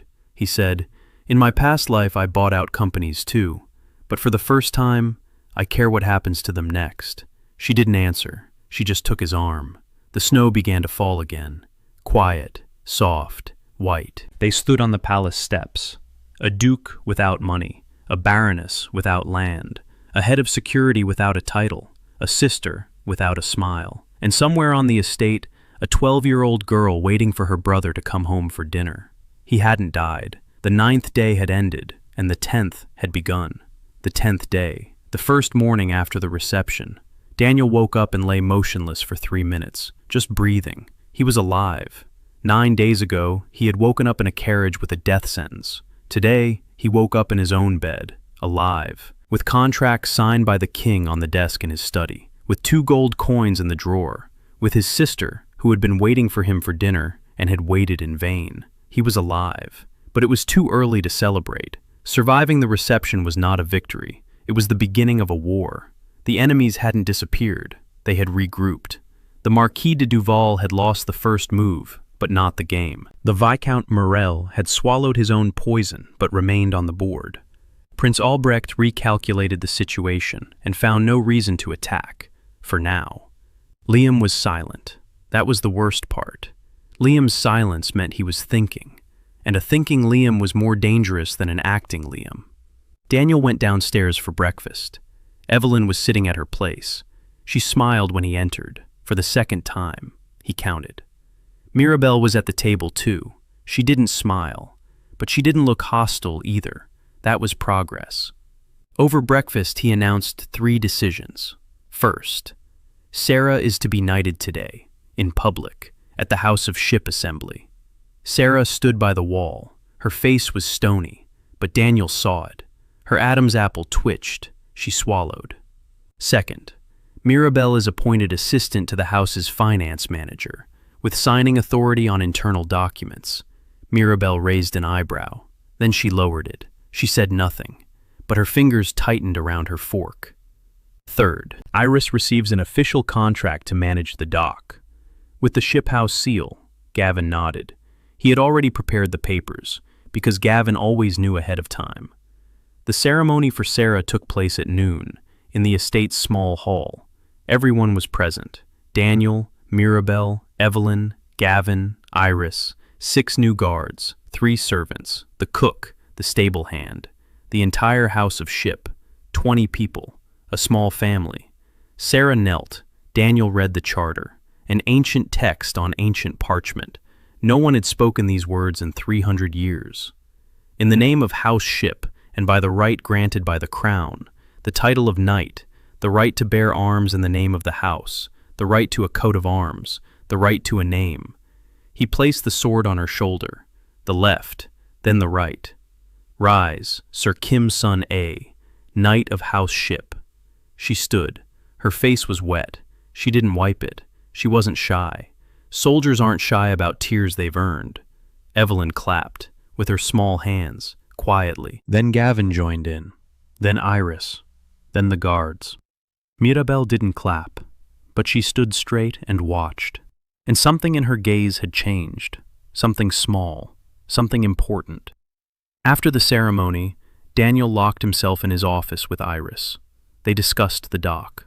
The first ship had brought 2 gold pieces. 3 more were expected in a week. Unloading fees, storage fees, small change. But Daniel was thinking ahead. In 6 weeks, the southern provinces would be hit by a crop failure. The price of grain would skyrocket. Merchants from the central provinces would start hauling grain south, through his dock, through his warehouse. Every sack, every barrel, every cart. A monopoly on southern river trade meant that everything would go through the House of Ship.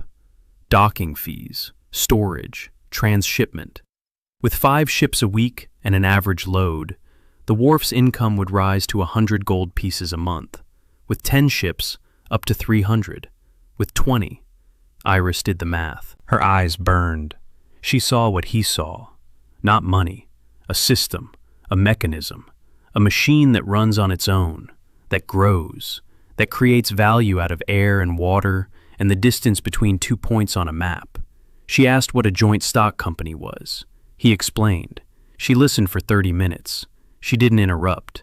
Then she asked one question. Could such a company be established in Arendelle? He replied that it could, that the kingdom's laws did not prohibit it because no one knew what it was, that where there is no prohibition, there is no violation. She nodded, slowly, like a person who had just seen a whole world they had not noticed before. He said that in 2 months he wanted to establish Shipov House, not a noble house, a commercial one, Arendale's first bank, with shareholders, with a charter, with a board of directors, and she would be the first partner. She looked at him, for a long time. Then she asked why her. He could have given a nice answer. He could have said he believed in her, that he saw her potential, that she was special. But he told the truth, because you're the only person in this world who read an accounting book of her own free will. She laughed, quietly, briefly, for the first time. Then she covered her mouth with her hand, as if the sound had surprised her. He smiled. That evening, something happened he hadn't expected. Liam came to dinner. He hadn't been there for 3 days, not since the Treasury officials had left without a confiscation order, not since the plan had failed. Whose plan it was, he didn't know. Liam sat down at the table. He smiled. He talked about the weather, about the reception. He congratulated Kaiden on his success, said he was proud of his brother. Every word a test, every gesture a lie. Daniel responded warmly, thanked him, smiled. 2 players at one table. Both knew they were playing a game. Both pretended they weren't. Mirabelle sat in silence. She looked at Liam, then at Daniel, then back at Liam. She understood, perhaps better than anyone else at that table. She had grown up between these two and knew the insincerity of each. After dinner, Liam left. Daniel stayed. Mirabelle lingered at the door. She said quietly, "He went to see Duval. Yesterday, before the reception." Daniel looked at her. She didn't explain how she knew. He didn't ask. She turned and left. Daniel sat down in an armchair. He stared into the fire. Liam had gone to see the Marquis de Duval, before the reception. It could mean anything. A business visit, social courtesy, a conspiracy. He didn't know, not yet. But now he knew where to look. A month had passed, 30 days that changed everything. The dock was bustling. Iris ran it like clockwork. Every ship accounted for, every sack weighed, every coin recorded. Revenue had grown from 2 gold pieces to 60 a month. Not much by the standards of the great houses. A lot by the standards of a house that had been on its knees a month ago. The Dyers Guild paid on time. The contract was working. Olden hated Daniel quietly and consistently, but he paid on time. Because the alternative was worse. Baron Brosseau voted correctly, once. A minor question in the House of Lords regarding trade duties on river transport. Brosseau voted for a reduction, just as Daniel had asked. The duty was lowered. The wharf became even more profitable. She recruited 8 men, 6 soldiers and 2 scouts, former military men, written off, forgotten, hungry. She put them through their paces every morning in the estate's courtyard. Daniel heard the shouts from his study window and smiled. It was the sound of order, the sound of structure, the sound of people who were needed again. Mirabelle kept track, every day, from morning till night. She took charge of all the house's internal finances, servants' wages, kitchen expenses, stable upkeep, repairs to the east wing. She did it in silence, without praise, without complaint, like a machine. But Daniel saw she was changing, not quickly, slowly, like ice melting drop by drop. She started greeting him in the morning, not because she had to, because she wanted to. It was a small shift, a huge shift. Evelyn started coming to the office every evening. At first, she just sat there. Then she started asking questions. What is a balance sheet? What is an asset? What is a liability? Daniel explained, through stories, through examples, through play. He told her a story about a dragon who had 3 chests. The first one held gold, that's an asset. The second one had receipts, that's a liability. The third one was empty, but the empty chest is worth the most, because it has space for something new. She listened with her eyes wide open. Then she asked, what if the dragon puts a promise in the empty chest? Is that an asset or a liability? He froze. Then he answered, it depends on who he promised it to. She nodded. Seriously, she was 12, and she was asking questions that half of his former interns couldn't even formulate. In the 6th week, what he had been waiting for happened. A poor harvest in the south. The news arrived with a trade caravan. Drought in the province of Moravelle. 2 harvests in a row had been lost. The price of grain in the southern cities doubled in a week. In 2 weeks, it would triple.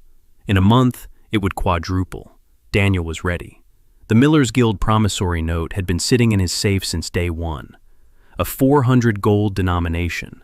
The guild was bankrupt when he bought the paper. Now it was turning into gold. He went to the guild on the morning of the 7th week. Master Miller Reinhard met him in a dusty office. An old man with flour-stained hands and sad eyes. He knew about the crop failure, knew that prices were skyrocketing, knew that his flour had suddenly become valuable. But he didn't know what to do, because the guild owed everyone, suppliers, creditors, the city council. Every coin from sales went toward debts. Daniel placed a promissory note on the table, 400 gold pieces. Reinhard looked at it and understood. A new creditor, yet another one. It couldn't get any worse. But Daniel didn't press the issue. He said he wanted to propose something else. He would write off the promissory note, completely. 400 gold pieces to 0. In exchange, the Millers Guild would join a new trading association, the Ship House, as a shareholder. Reinhard didn't understand. Daniel explained, simply, slowly, just as Evelyn had explained. The guild provides the flour. The Thorn House provides the warehouse, the dock, and the trade routes. They split the profits, 60 to 40, in favor of the guild. Reinhard listened. The wrinkles on his forehead deepened. He asked why the Duke should get more than half. Daniel replied, "Because you make the flour. Without your flour, my warehouse is just a building. And without my warehouse, your flour rots where it is. But you can't be replaced. I can." Reinhard was silent for a long time. Then he said that in 50 years of work, not a single nobleman had ever told him he couldn't be replaced. He signed. Daniel left. Iris was waiting outside. She could tell by the look on his face. She asked. He nodded. She smiled. The second smile in 2 months. He counted. A week later, grain and flour began arriving at the wharf. Ship after ship, sack after sack. Iris's warehouse ran non-stop, 14 hours a day. She hired 6 more people. Loaders, bookkeepers, a security guard. The wharf's income soared to 300 gold a month, then to 500. By the end of the second month, the House of Ship had paid off all remaining small debts. 3,000 gold, a clean slate, for the first time in 10 years. Daniel stood in his office and looked at the balance sheet. 0 debt, positive cash flow, working assets, growing revenue, a team. He remembered his first day. The carriage, a stranger's body, 23,000 in debt, 9 days to live. 2 months. In 2 months, he had turned a dead man into a creditor. That evening, he wrote the charter of Ship's House, Arendale's first commercial bank, shareholders, Iris Cavalry, 10%, the Millers Guild, 15%, the Dyers Guild, 10%, Ship House, 65%, the board, 3 people, Daniel, Iris, Mirabelle. Mirabelle saw her name and froze. She asked why. He answered, "Because you're the only one who found 2 errors in my calculations on the first day. I need someone who isn't afraid to tell me when I'm wrong." She was silent for 10 seconds. Then she said, "Fine," and she left. A minute later, Gavin peeked into the office. He said that Lady Mirabelle had locked herself in her room, and that laughter could be heard from behind the door. The 4th month. The Thorn House was working. It wasn't just existing, it was working. Like a machine, like an organism, like a living being that breathed in money and breathed out contracts. The wharf had surpassed 1,000 tons of cargo. Flour was going south, dyes were going east, wine was going north, all through a single warehouse, through a single accounting system, through Iris's hands. Revenue had surpassed 1,000 gold pieces a month. Daniel began buying up debts, quietly, methodically, without fanfare, small debts of small people. A baron who had mortgaged his hunting lodge, a count who had borrowed from a moneylender for his daughter's wedding, a viscount who hadn't repaid the money for horses. Small change, 10 gold pieces here, 20 there, 50 here. But every debt is a thread. Every thread is a connection. Every connection is a lever. By the end of the 4th month, Daniel held the debts of 37 nobles, for a total of 4,000 gold pieces. None of them knew that their debts were in a single pair of hands. Each thought his promissory note lay with some petty moneylender. A web, silent, invisible, growing. At the beginning of the 4th month, Daniel learned about the Weavers' Guild, from a novella. In 2 weeks, the guild would burn down. A fire. Accidental. Not accidental. In the original story, the fire was set by the Marquis de Duval's men to buy the land beneath the guild for a song. 30 workers on the street. One of them is Hyun Seo-jun, a master weaver, a half-breed from the eastern lands. Her work was sold under someone else's name because a half-breed had no right to a master's mark. In the novella, she perishes in the fire. 3 lines of text. Daniel didn't wait for the fire. He came to the guild 10 days later. The workshop was located in the southern quarter, a long, wooden building.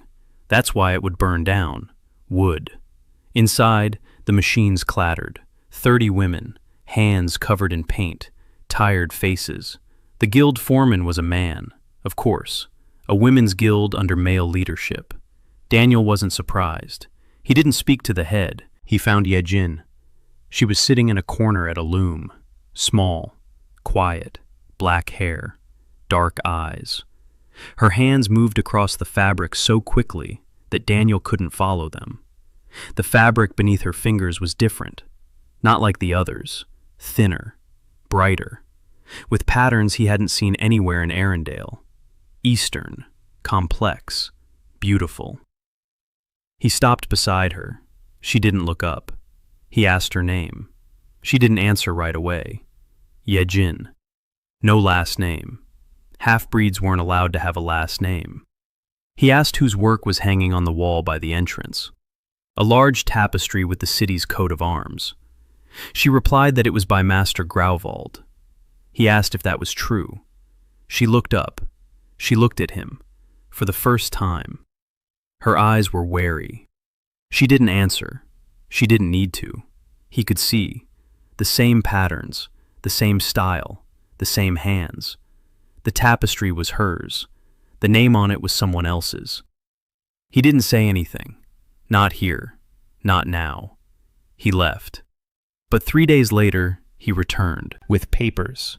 He had bought the Weavers' Guild's debt from the city council. 200 gold pieces, small change.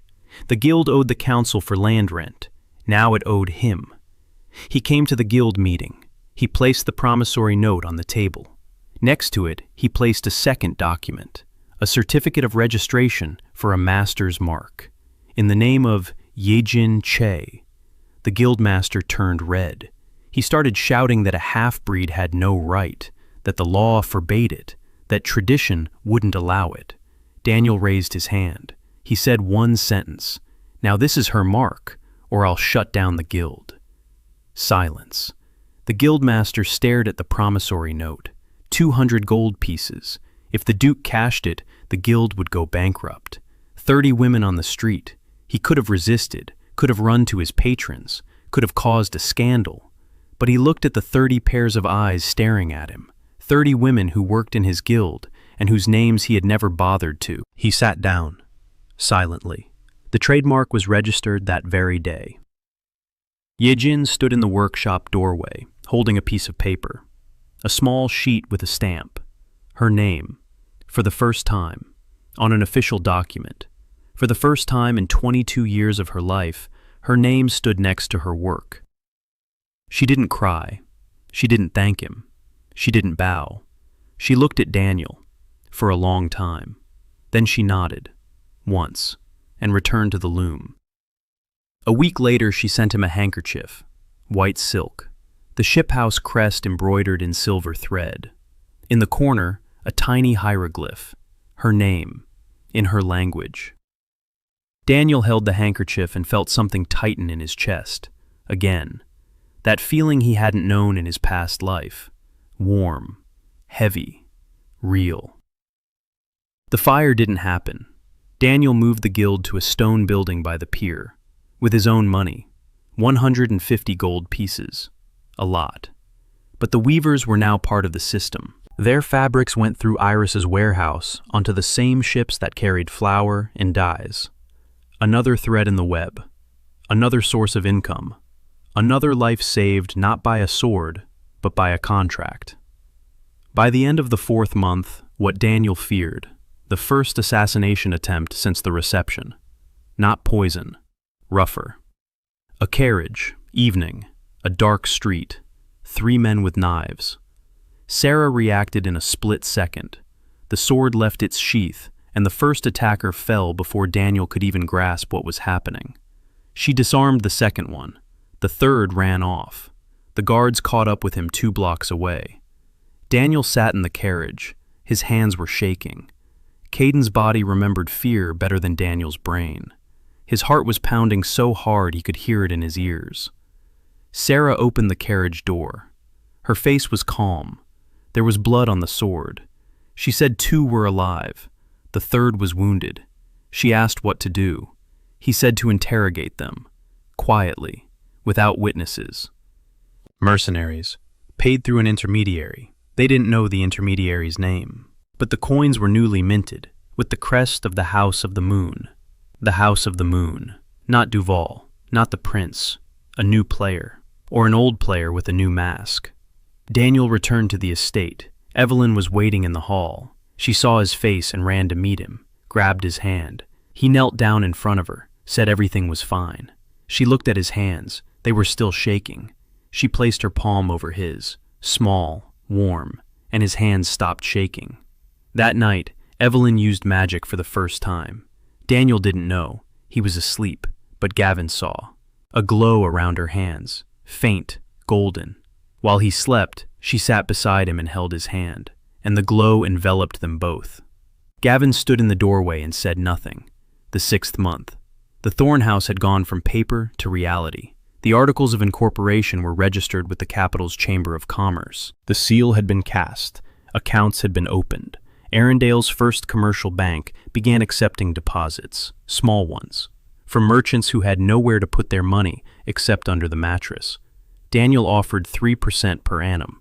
No one in Arendale had ever heard of interest on deposits. Money was given to moneylenders.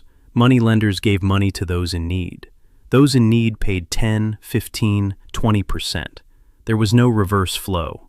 The idea that a bank would pay you for giving it your money seemed like madness, or magic.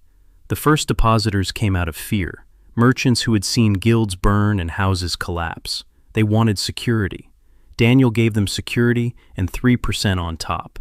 After a month, deposits totaled 2,000 gold pieces.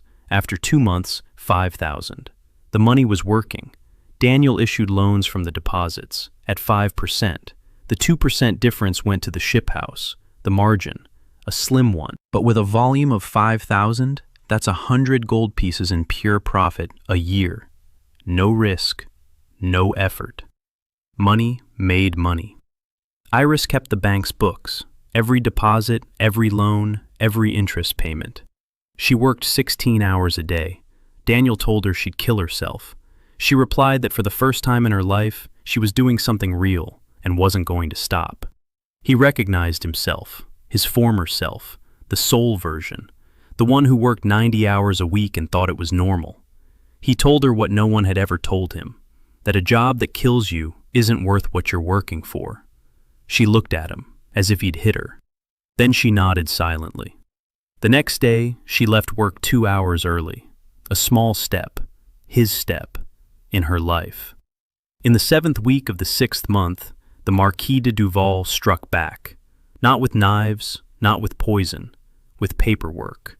He filed a petition with the House of Lords to investigate the legality of the ship house. The wording was elegant. A new form of trade association is not provided for in the kingdom's charter. Therefore, it may be illegal. Therefore, it is subject to investigation. Therefore, operations are suspended until the investigation is complete. Beautiful, clean, legal. Daniel read the petition and smiled. He had been waiting for this move. 2 months later, he even thought Duval was late. He pulled a folder out of the safe. Inside lay the promissory notes of 12 members of the House of Lords. 12 out of 40. Not a majority, but enough to block the petition at the voting stage. He wrote 12 letters, short, polite, without threats, just a reminder that Thorn House values friendship with those who value common sense. and that the debts of those who support common sense could be restructured on more favorable terms. The petition was rejected by 19 votes to 21. The Marquis de Duval sat in his chair and, for the first time in 6 months, did not smile. Daniel sat in his office and wasn't smiling either, because he had spent 12 levers on a single move. That's expensive. Too expensive. Duval could file a second petition, and a third, and a fourth. Each time, Daniel would have to spend resources on defense. It was a war of attrition, and Duval had more resources. He needed to change tactics, not defend, attack. He called for Sarah. She arrived a minute later. He told her he needed information on the Marquis Duval. Everything.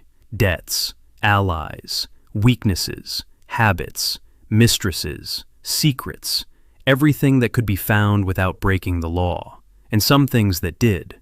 Sarah nodded, no questions asked.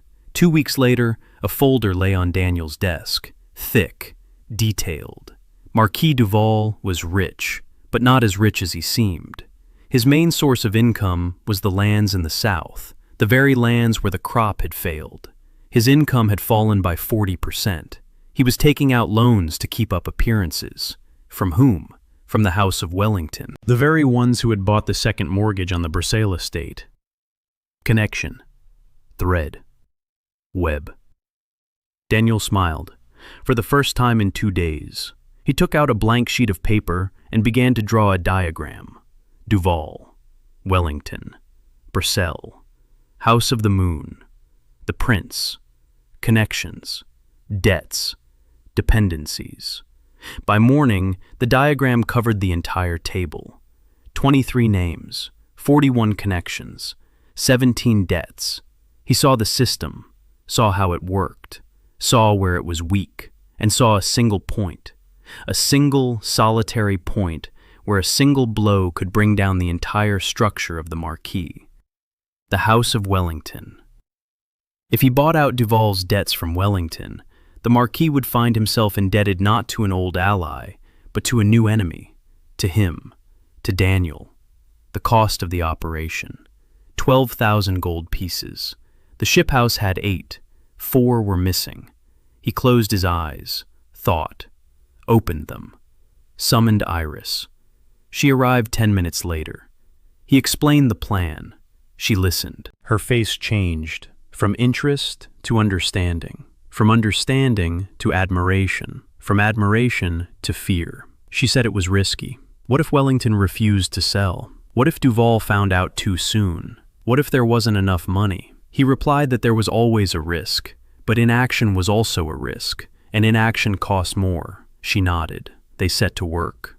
The 9th month, the Royal Council chamber. Daniel stood at the entrance and counted. Not money, not debts, steps. 23 steps from the door to the council table. He had walked them over the course of 9 months. The first step in a carriage, holding his sister's hand. The last one here, in front of the door that led to the end of the first arch. In those 9 months, the world had changed. The Thorn house controlled Southern River trade. The bank accepted deposits from 300 merchants. Total capital exceeded 20,000 gold pieces. The debts of 87 nobles lay in Daniel's safe. The guilds of millers, weavers, and dyers worked as a single entity.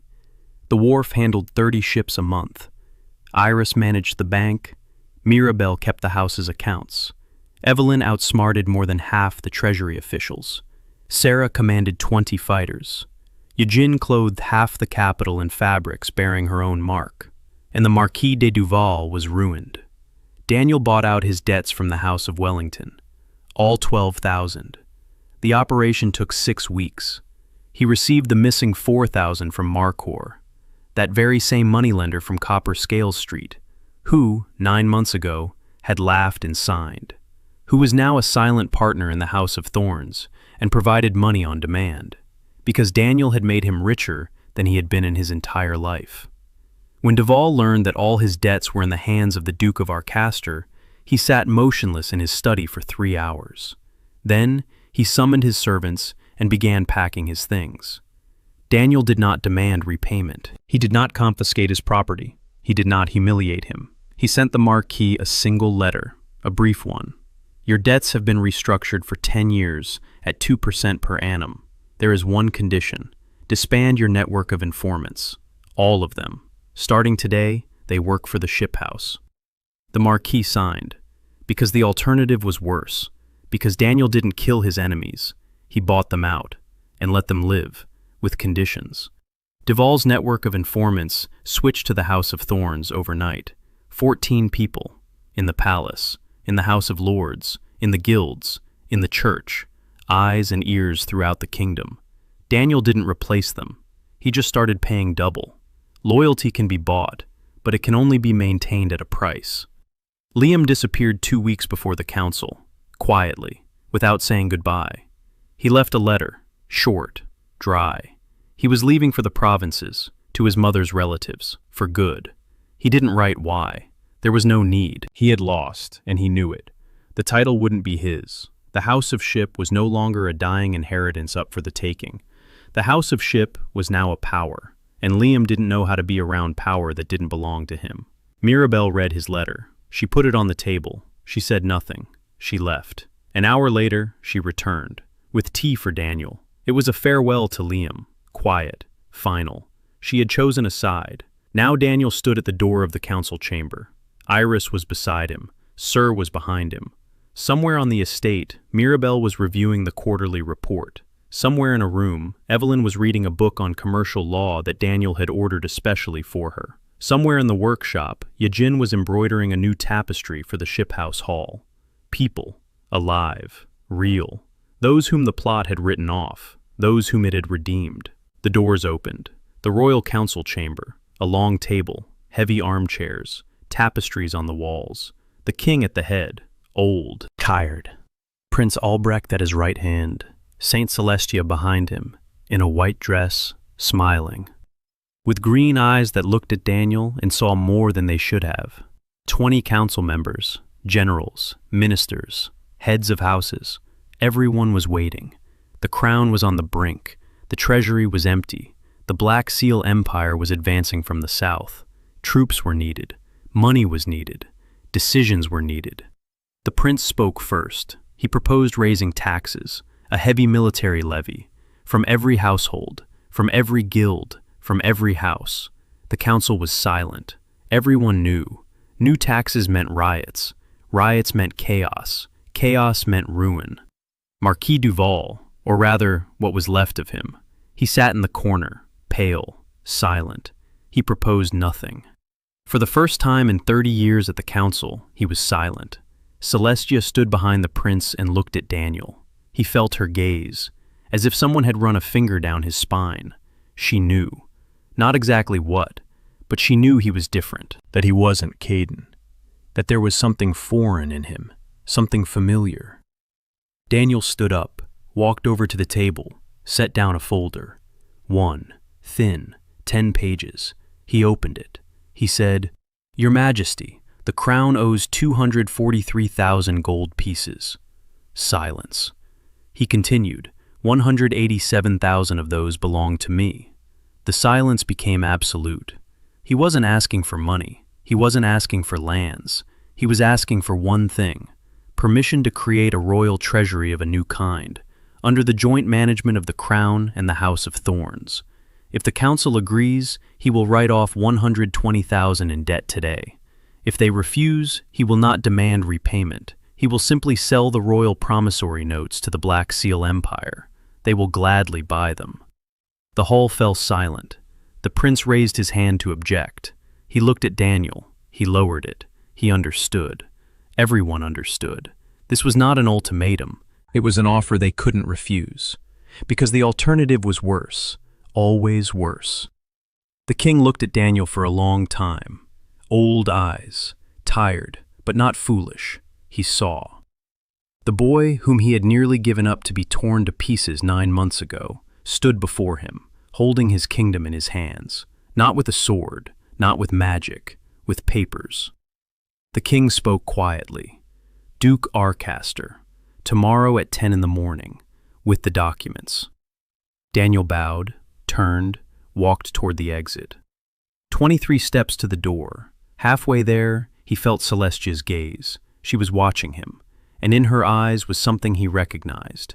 Not hostility, not fear, recognition, as if she had seen a reflection in him, as if she had thought the same word in the same language, as if she had written 3 lines in Latin script on the penultimate page of someone's diary.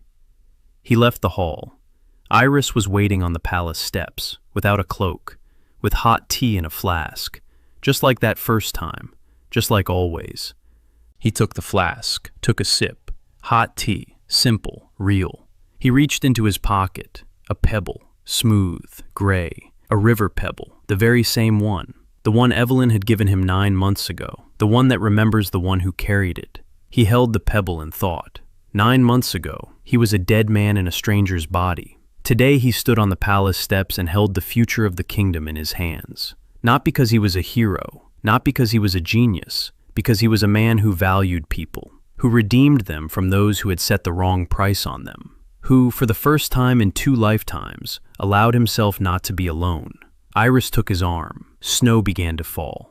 Quiet, soft, white. Just like that first night after the reception, he said. You know what's the strangest thing? She asked what? He replied. I've lived 31 years in a world where you can call anyone on earth in a second. And not once have I called anyone just to ask how they're doing. But here there are no phones. And for the first time, I know how everyone around me is doing. She said nothing. She just squeezed his hand, tighter. They stood on the steps, the Duke and the Baroness, the knight and the sisters, the artisan and the moneylender, the miller and the weavers, a small army, a small family, a small empire built not on blood, but on balance. The first arch had ended. The second was beginning. Somewhere to the south, the empire of the Black Seal was on the move. Somewhere, a woman from another world stood in a white dress, having chosen a different strategy. Somewhere on the penultimate page of the diary, 3 lines awaited a reply. But that was later. Now it was snowing. And for the first time in 2 lifetimes, Daniel was not alone.